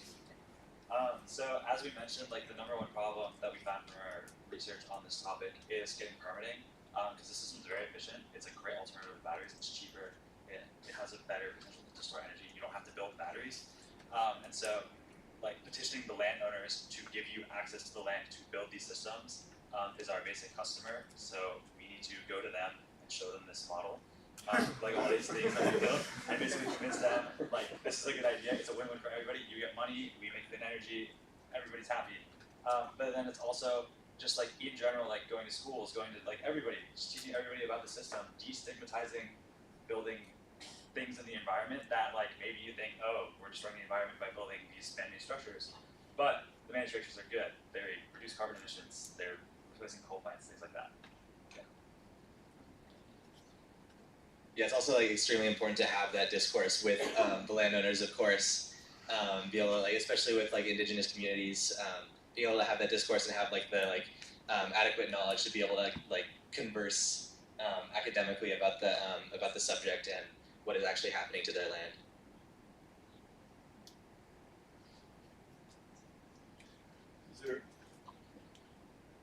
Is there a reason you didn't just build a model like on a website somewhere that you can show it? I love this. I think it's way more interactive. Like it catches your attention, and like it shows you like what it actually looks like. Like people are kind of tired of looking at screens and being like, oh, it looks works like that. You know, I could just pull the PNG off the internet, it would have kind of got the same effect as like a model on the internet. But this, you can see the water going through, you can see it going up, going down. You can hear like the valves changing when you're editing the system. Like it's much more interactive. It sticks with you. And because our goal is education, that's what we want. Like I will say that I mean most of us I think mostly work with software at school, but that like moment when we got everything lined up and the Bluetooth was firing and the pump actually started squirting water was like, that's awesome. And getting other people to have that feeling is kind of cool. And you press the switch and yeah, water starts pumping up. That's kind of fun. Did you guys think about selling the kits so that kind of joy can be spread around? Not really. This is like we're college students, we have low budgets, and so like some of these components, you know, aren't the best components. But like, hey, give us some seed money, we'll make a better model. Maybe we can optimize it and have like the right pump, the right valve, that they work together, they have the perfect ratio, blah blah blah. Our partner was Home Depot. Not sponsored. Not sponsored. Yeah, it's hot glue around that valve, right?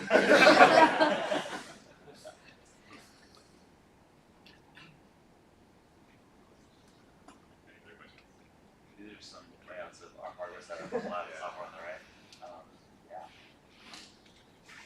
Yeah, I guess we thought it was also important to be able to learn how this system works entirely, to be able to discuss and be able to, I guess, educate, because you can't really educate people if you don't let them know it yourself.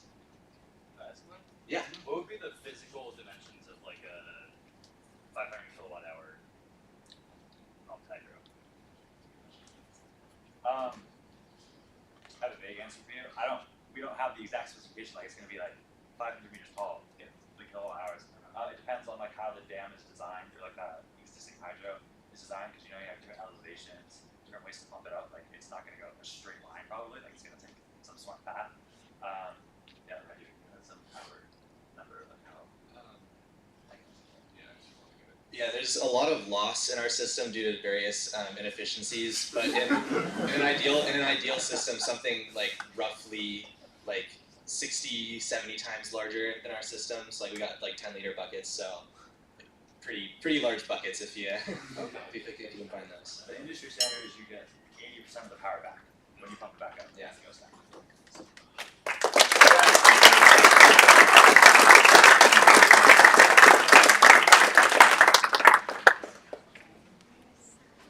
All right, we have seen equalizer, and up next we have a claim finder.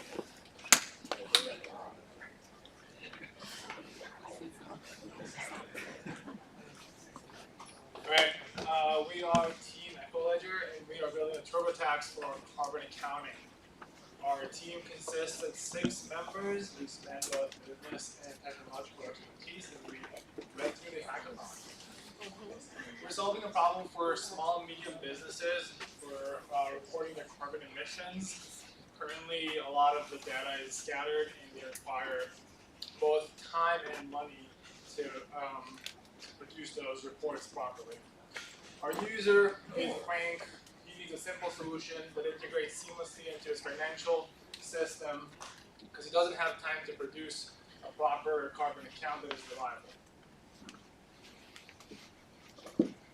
Our go-to-market are the SMEs in the North American mandatory carbon market. We are seeing 23% of CAGR by 2030 in the carbon accounting space, and the global target addressable market there is almost $20 billion. We are aspiring for an obtainable market of approximately 150 million in the next 3 to 5 years. The entry channels that we are thinking for our product are in the ESG, the financial accounting marketplace, like integration with Intuit, and the ESG compliance platforms marketplace. As you see, our strategic lever or the competitive edge over the competitors in the ESG and the carbon accounting marketplace is we are targeting the commercial and the food and agriculture, commercial real estate and the food and agriculture sectors. And we are targeting the locals compliance standards for California, Washington, and New York. So our solution, Ecoledger, can be a web interface, or it could be a platform that just connects to any financial system, be it QuickBooks or anything else.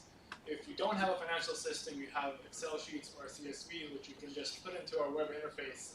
We then get a report of your category of expense and the associated scope, and you get our final report of your emissions, along with an AI recommendation of how you can reduce your carbon footprint.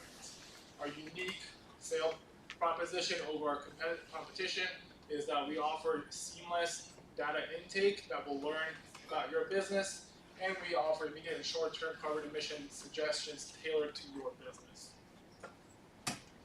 From that, we are driving an impact. As you see, US is pretty much predominant in the carbon greenhouse gas emission, and we figured out that almost 50% of that comes from SME. We are targeting the last 13 and the 10%, so we are, through our product, we will be increasing the accounting on those sectors, and also through our solution, we will try reducing the carbon emission. We have a lot of growth plans.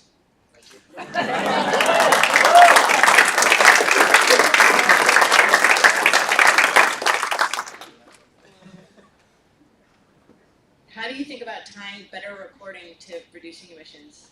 Can you repeat that? How do you think about tying this data to making decisions to reduce emissions? So what we want to do is learn about the business, learn what high expenses you have in your business, and where those inefficiencies are. So we want to understand, you spend a lot of money on this, and this produces this many emissions. If you set a goal to reduce X emissions, you should target this because this exists. And the value add, like your value is that you're going to train your AI to know like what categories are relevant to these particular sectors. Like, I'm wondering how much of this is sector-specific sort of domain knowledge. Yeah, so what our unique value is that we want to streamline the intake process, because we recognize that for a lot of small businesses, that's a pain point. That's where the friction is. And so in order to reduce that, we're going to recognize what recurring expenses we have, and we can already do that categorization or classification. And then for those expenses we don't know about yet, we're going to have a quick questionnaire or make sure that the user inputs, but next time they do it, they won't have to, because we've already done it. Can you talk a little bit about the intake process? Like what are you expecting? The intake process should be extremely quick. It should be so easy that it will be foolish not to do. If you're using QuickBooks, it would just be an add-on. You just click it, you subscribe to our service, and you automatically get your expenses or your emissions through your expenses when you report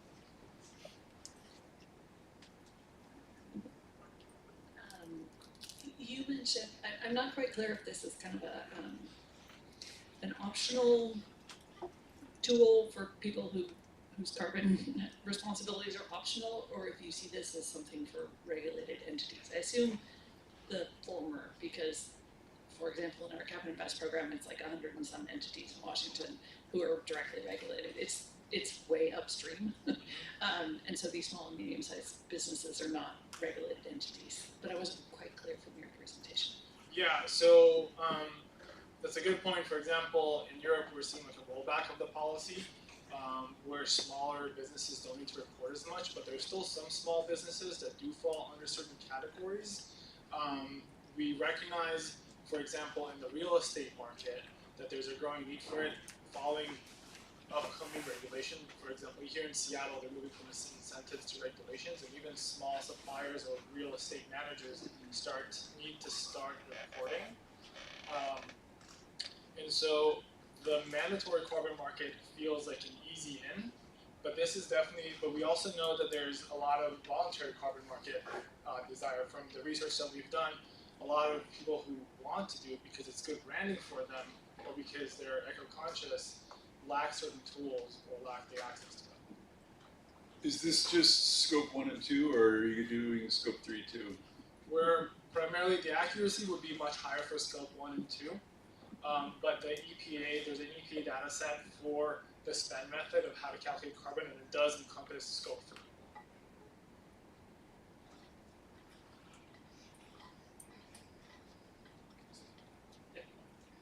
if more businesses are reporting their data, then the scope 3 estimates will be more accurate. So That's one of our future plans. Like the more and more the data we are going to buy, the data will more. As part of the CDP disclosure project, it's one of our future.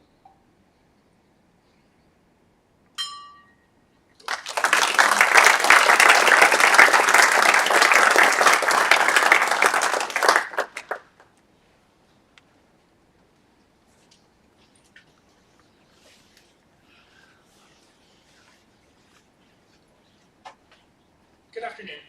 On behalf of our whole team, I'm pleased to introduce Acclaim Climate, which provides book and claim infrastructure for chemical commodities like cement. Cement constitutes 8% of global CO2 emissions, making cement decarbonization a 3 to 4 billion ton carbon opportunity. Last December, Microsoft announced an intention to buy tens of thousands of tons of CO2 from Sublime Systems, a Massachusetts-based company that produces low-carbon cement. For use in data centers.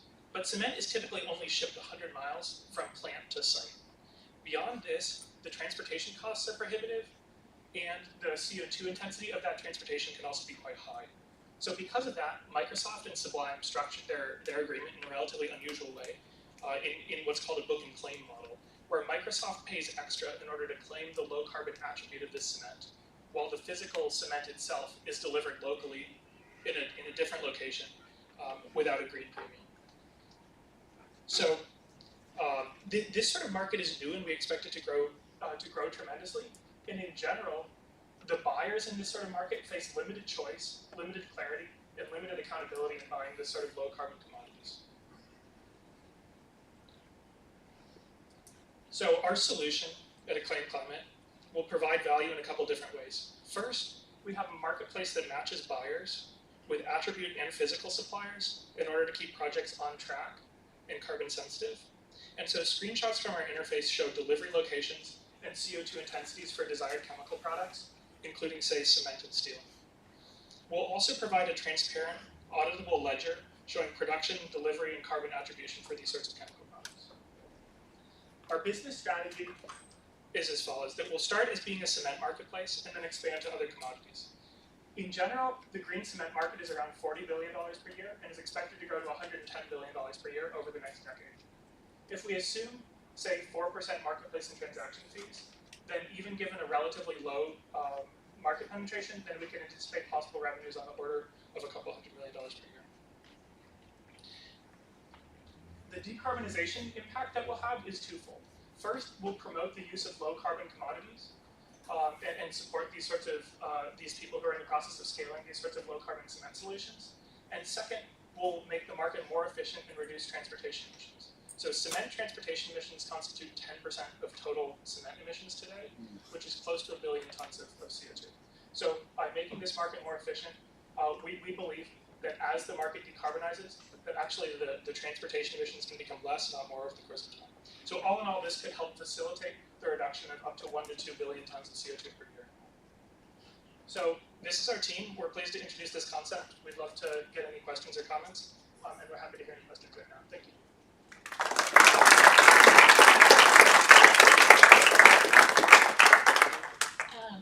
So book and claim is fundamentally sort of solving a series of problems, and is, I view it as kind of temporary or transitional. I mean, what you would like is that we have access to green cement products nearby, and you don't have to do this accounting business so that you can fundamentally, buy locally and get the credits from somewhere on the East Coast. So how do you see your product fitting in the evolution of these markets? Of course, yeah. So the ideal scenario is that the buyer is able to get a low carbon product locally. So if they're able to do that, absolutely, then this marketplace would make that available to them. So it's not to insist on any sort of book and claim. But if that's not available, and in particular, we would think it relatively, it's cement specific, but cement is a very low cost good that's extremely expensive to transport, and where decarbonized options are going to use scarcer feedstocks, right? So the chance that you'd be able to produce cement everywhere in the country, equally in the same way that we can conventional limestone cement now, is unlikely over the next decade or two. So we do think this would be a necessary stopgap measure. In the steady state, even if all plants are producing green carbon, carbon, we believe that the traction will allow us to be a big supplier, so we'll naturally be the marketplace where even without necessarily buying the carbon credits, purchasers would come to that because over time we would have built the supply side of the equation where a variety of cement and variety of commodities are available. Also, carbon emissions is one aspect of the overall climate impact that we are trying to reduce. In future, we could also introduce other type of credits, like there are biodiversity credits, there are indigenous right credits, so we can kind of like continue to build on different types of accreditations into the platform, while also having the supply side be available, and that will be the sticky point. That leads into my question, which is, are you handing out and managing the credits, or is that something that already exists? Like, are these credits something that are already out there? I think that the market would be constructed such that it's not providing credits. Rather, a buyer would enter the market and would purchase a good and would receive the low carbon version of that good. Whether that means that the attribute is decoupled from the physical good, I think that's possibly a part of it, but they would receive both of those in tandem. Right, but that attributes like who gets to claim it, where it goes, etc. You're managing, and that's correct. And the accountability and the trust, measurement, verification, trust, all that stuff. You guys are doing that because that, just like managing a credit system or an attribute system, seems to me like a big lift on its own. Yeah, managing the ledger is, I think, a key part of sort of building accountability in this market and having somebody be willing to pay that premium. So certainly yes.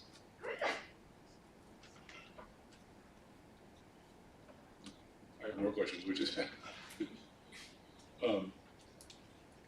right now, it seems like you could sign up like 2-3 big customers and quickly wipe out the available supply of low carbon cement in the US. So like, you know what I mean? You're sort of like drafting on that business growing, right? I mean, that segment growing. That's true to some degree, but I think that different, like decarbonized cement is produced in different ways in different quantities. So I think the sort of deeply decarbonized cement that has no fuel emissions and no stoichiometric emissions, doesn't come from limestone, or has complete carbon capture and sequestration is generally unavailable or available in small quantities. But certainly lower carbon cements, for instance, that have a reduced clinker ratio, that do other sort of chemical things in order to reduce that CO2 intensity, are available in relatively larger quantities. So we could start with that while waiting for the truly decarbonized cements to pick up.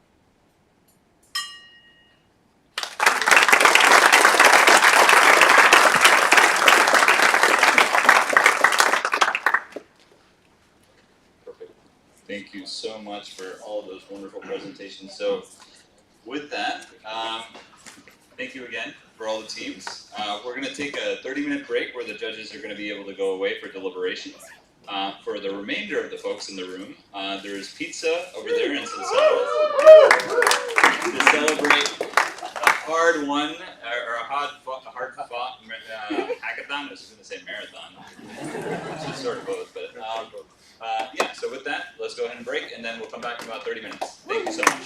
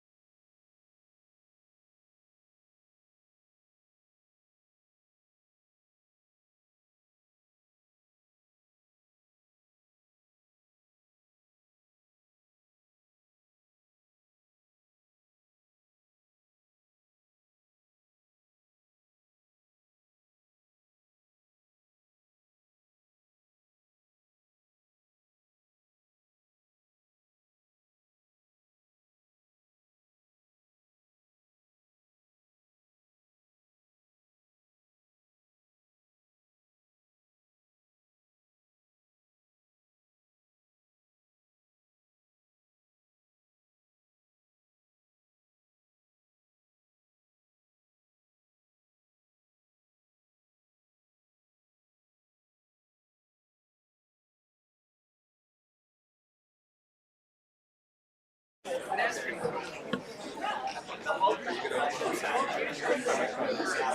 can sit there.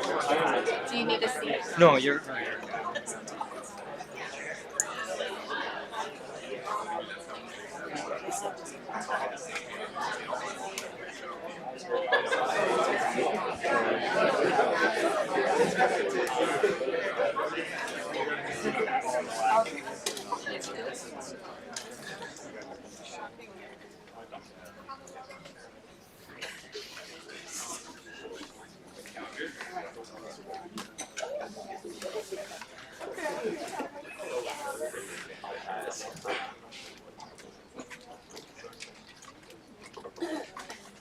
This is exciting.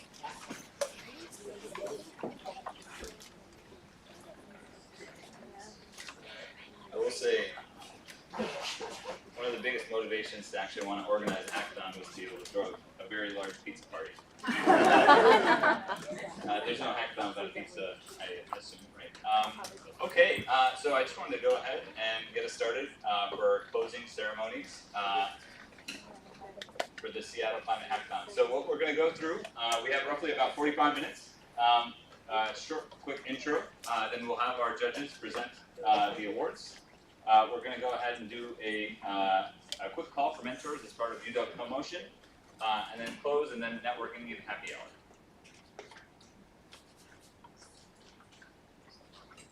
So I just want to start off by saying a big thank you to our sponsors. Without them, we would not be here today. So really just across the board, I just want everybody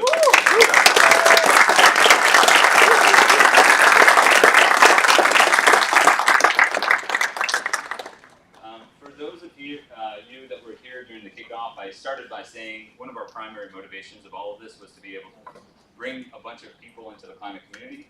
And to be able to bring a bunch of people into the climate community, you have to have that fabric, right? And it takes a village. And this is our starting village, being the first year, and hopefully in future years it'll keep on expanding as we expand our village and more participants as well. So, and then I also want to offer a big thank you to our data partners as well. So.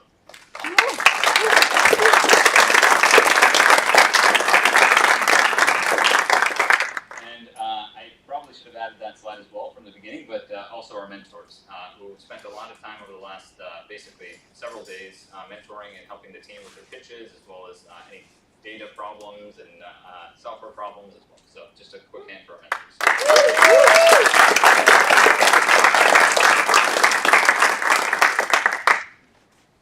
And then last, before they come up on screen or on stage, a huge thank you to our judges who spent time out of their wonderful Friday afternoon to come and listen and give feedback, or in the process of going to give feedback to all these teams. And also a special shout out to Sushma, who actually came over from Wisconsin, Boston, sorry, East Coast. But Wisconsin's a big company, but out on the East Coast. So thank you so much to all our students.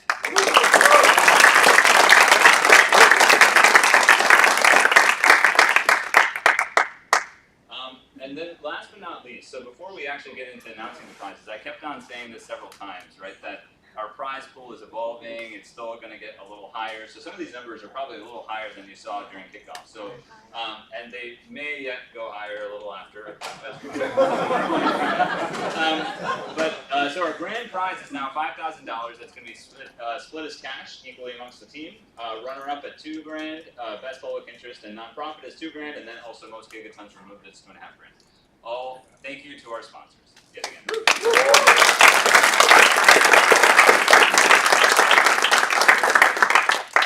So with that, I'm going to offer the stage to our judges to go ahead and share who are our winners of the hackathon. Are you guys going to go one by one, the same, or are you not all doing it together? Okay. Oh, is this the clicker or? That is a clicker. It's going down, yeah. Oh. Oh, I'm sorry. If you want to do word by word. Oh, that's me.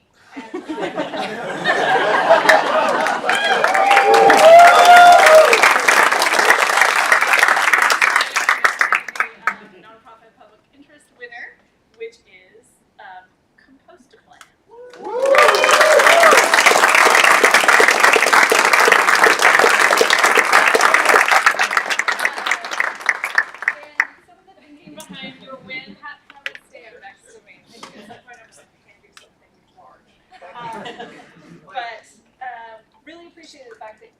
Really appreciate that.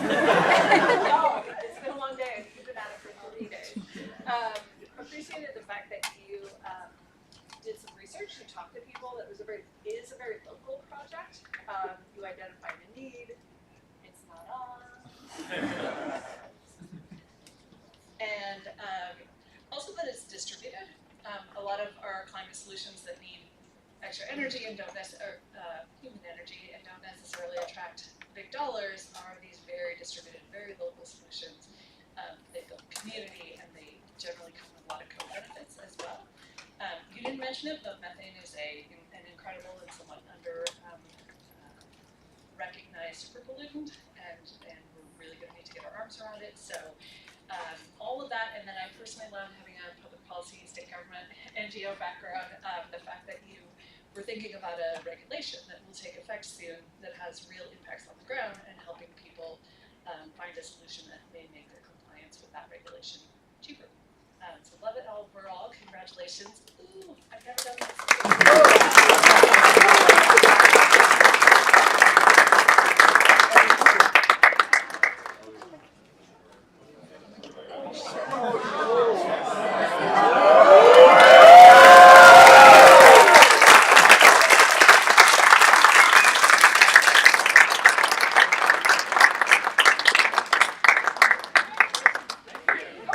Make it real.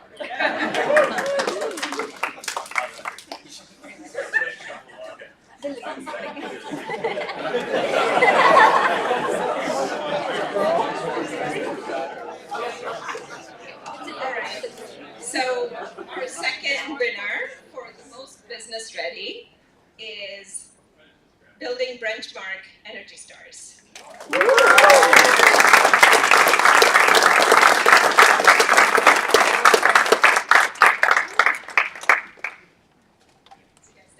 So this was a unanimous decision. We all think this is a problem. Energy Star platform is issues, right? So we're glad you targeted the specific customers that are needed. And we think that you guys will get the help you need to build up on the business plan that you need to kind of pull it. But we really love the targeted, the demo, how business ready it was. We really appreciated the design, the UI, and everything. So thank you guys. Really appreciate it.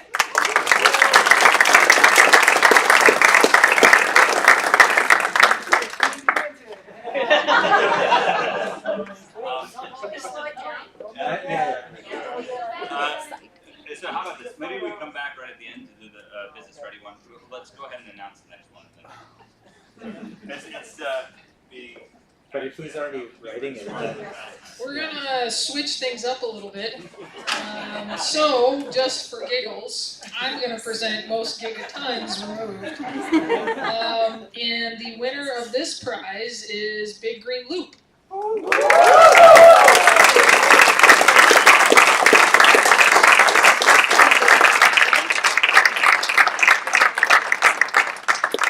Yeah, this was another pretty unanimous decision from the judges. What you all have identified as a massive problem, you had the stats at the ready, 5% of the yearly emissions footprint in plastics, and it's a global issue. And you've clearly put a ton of time, many years in some cases, into thinking through this. So hopefully with this, go forth and solve it. Good luck.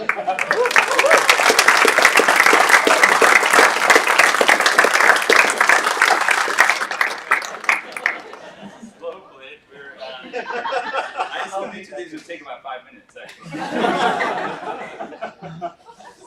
We got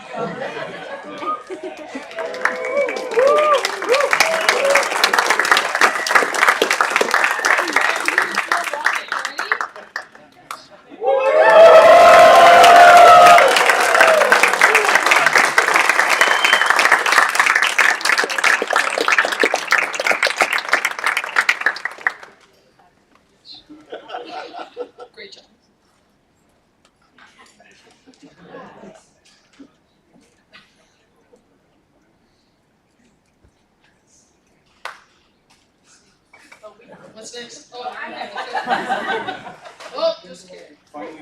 machine. The runner-up for the grand prize was Acclaim.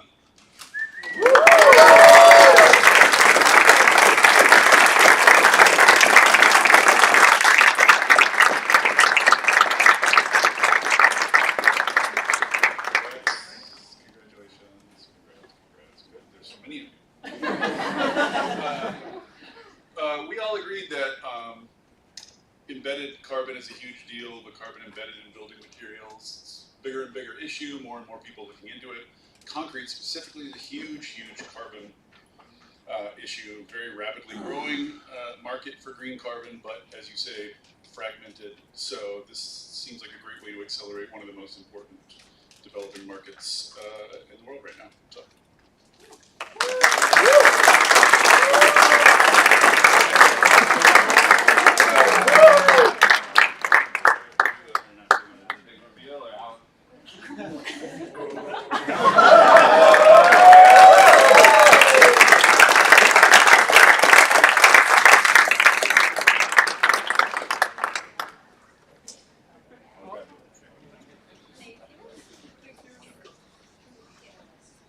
And for the grand prize. Selected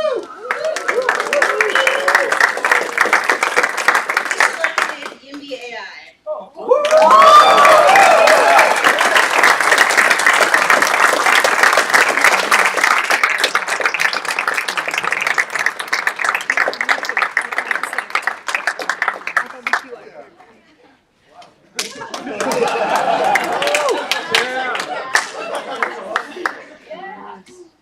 Great work, guys. We selected this group because, given the size of the problem, we think that housing and density is a huge climate issue, and it's not talked about enough. We like the simplification of your approach, and the progress just in the time that you have been working on it, the multiple ADU designs. We all kind of wanted to use it, which was definitely a plus. And we were excited that you were empowering consumers and not just the developers, even though you clearly had multiple customers in mind. So congratulations.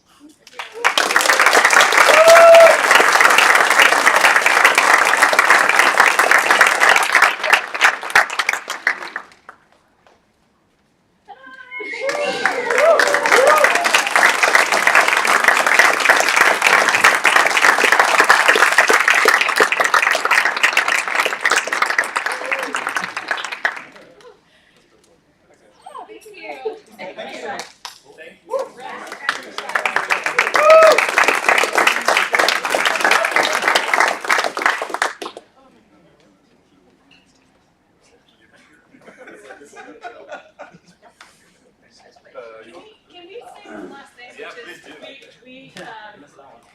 I think we all really appreciated just how much work went into all these projects. We struggled quite a bit back there. There were a couple things that maybe were easier for us, but a lot were hard. And I think just especially seeing teams come together of people who've never met each other before and accomplishing this much in 3 days. I also have, like, because I'm a nerd, I have notes. I'm like, oh my god, I'll follow up with them and tell them to call this person. So I hope everyone feels really proud of the work you did. I know it really inspired us. And keep taking it forward. So thank you.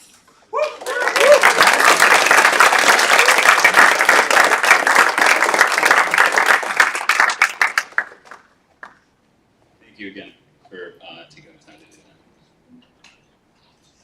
that. Okay, I want to go ahead and hand it off to our UW Commotion folk. There you are. Hey. Thank you.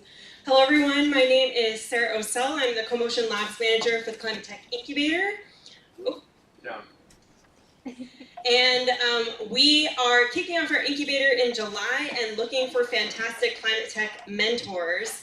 We're also looking for mentors across all of our co-motion programs. So if there's not a team that you can mentor here, we definitely have one up at the university. I've been a mentor for a long time. That's part of the reason why I was drawn to this role, but there's no substitute for the energy that exists during the formative stages of a new company, as you know from this hackathon experience. So we'd love to have you help these teams succeed and grow. These are just some of the skills that we are looking for with our mentors and have in our existing mentor database. So really, if you have experience, we'd love to help match you. We have several opportunities to get involved. With one, our mentor round robin, which is one that we will be personally matching with teams in our incubator cohort starting in July. We also have innovation workshops. So if you have skills to share, a workshop to lead, we'd love to have you share your knowledge. And then formal commitments, we often start with a mentor round robin to have interviews and then make sure that everyone is on board for the mentor commitment for a long-term engagement. We're looking for 10 to 20 climate tech mentors for the Climate Tech Incubator. You can take a photo of this slide, but please send your LinkedIn a summary of your experience and interest in advising teams. Let people take pictures. Come join me. We're already having interviews with mentors. We'll be announcing the cohort at the end of May, and I know some people in this room applied, so rooting for you. And then in June, we'll have a kickoff event and start our mentor engagement. So this is our team, and we'd love to meet you. So I'll pass it over to Lowell. Give a shout out to 90.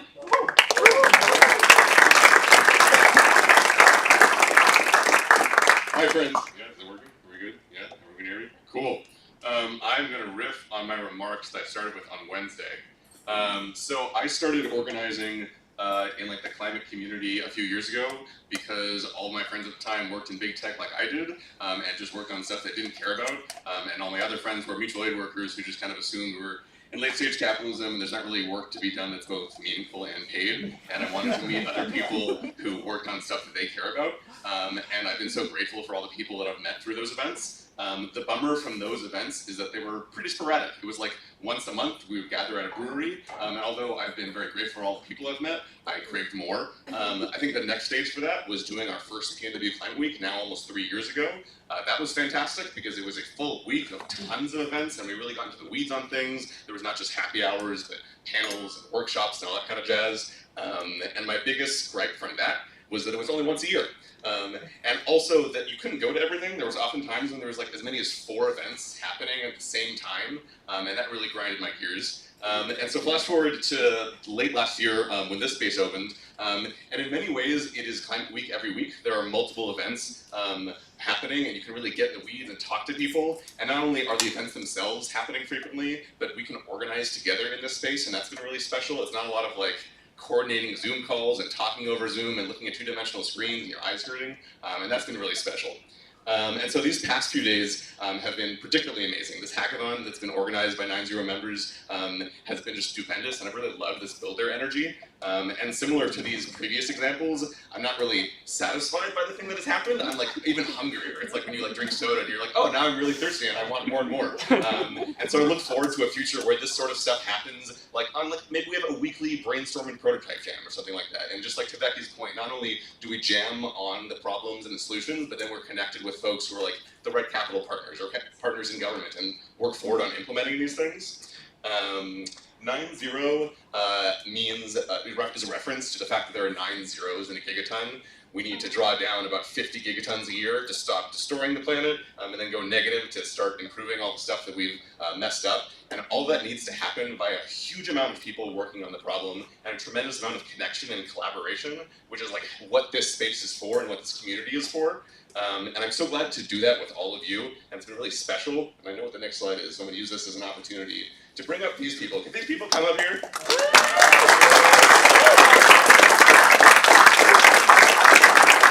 have just done an amazing job over the past many weeks and just really grinded away this amazing event. So would you please, I don't want to skip past the whole like I can't hear you thing, just give the most, oh guess what? Nathaniel's hiding! I thought this would be a problem. I just want your most enthusiastic clapping, hooting, and hollering all at once, please, for our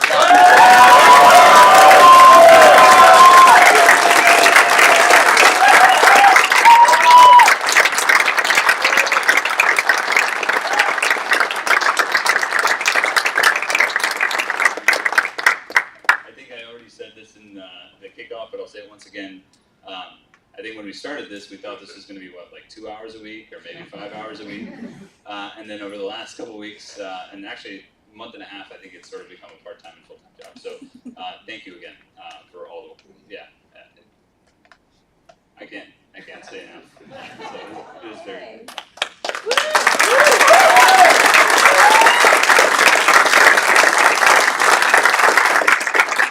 I just want to make sure that we properly thank Vikram as well.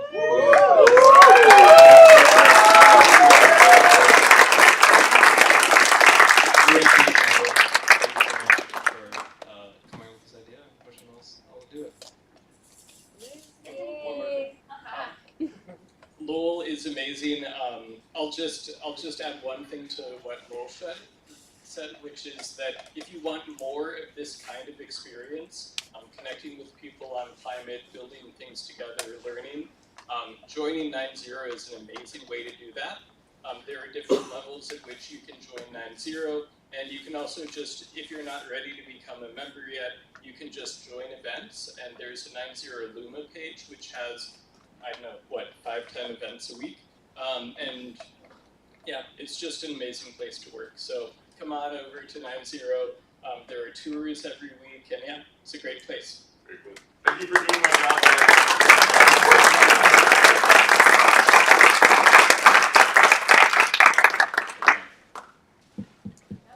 Sorry. So I only have one last slide, right? And then we have happy hour and networking and so on, right? So we started all of this to bring more folks into the climate community. I feel like we started that, right? And to build on what Lowell and Matt said. Now what's next, or what comes next? And you know, I would encourage for those that had the opportunity to participate over the hackathon in some way, shape, or form, whether as a mentor or as a hacker, there's a lot of different ways to just get active in climate, right? And keep being part of that village and community that we have here. You could become a mentor for the UW CoMotion Incubator. You could join 9.0. You could attend PNW Climate Week, which is going to be happening in about 7 weeks from now. Is that right, Jason? Yes, it is. July 16th through the 25th. Yeah. And it's the only climate week nationwide that's actually across 3 different cities. So not only here in Seattle, but also connecting down in Portland as well as up in Vancouver. You could join upcoming community events. You can join a climate company. That would actually be quite phenomenal. We have a great slate of them. Or just pursue climate initiatives at the company that you're already at today, right? In any way, shape, or form. So with that, I would just say continue the fight and enjoy the happy hour.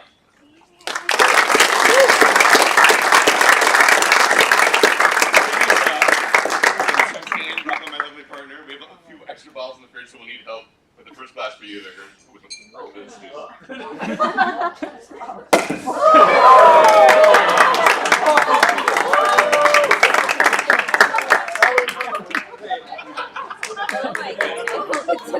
It's being recorded, right? Okay, we're done. There's non-alcoholic beer over there, and then there's cake that's already been plated. Oh, and last but not least, there is a lost and found on the far side in case you lost something. Oh, and sorry, we do need building benchmark energy charge for the check drive.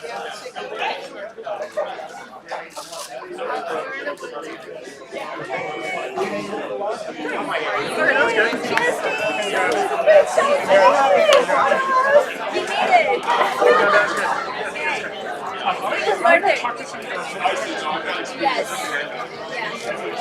I'll be around. Sounds good.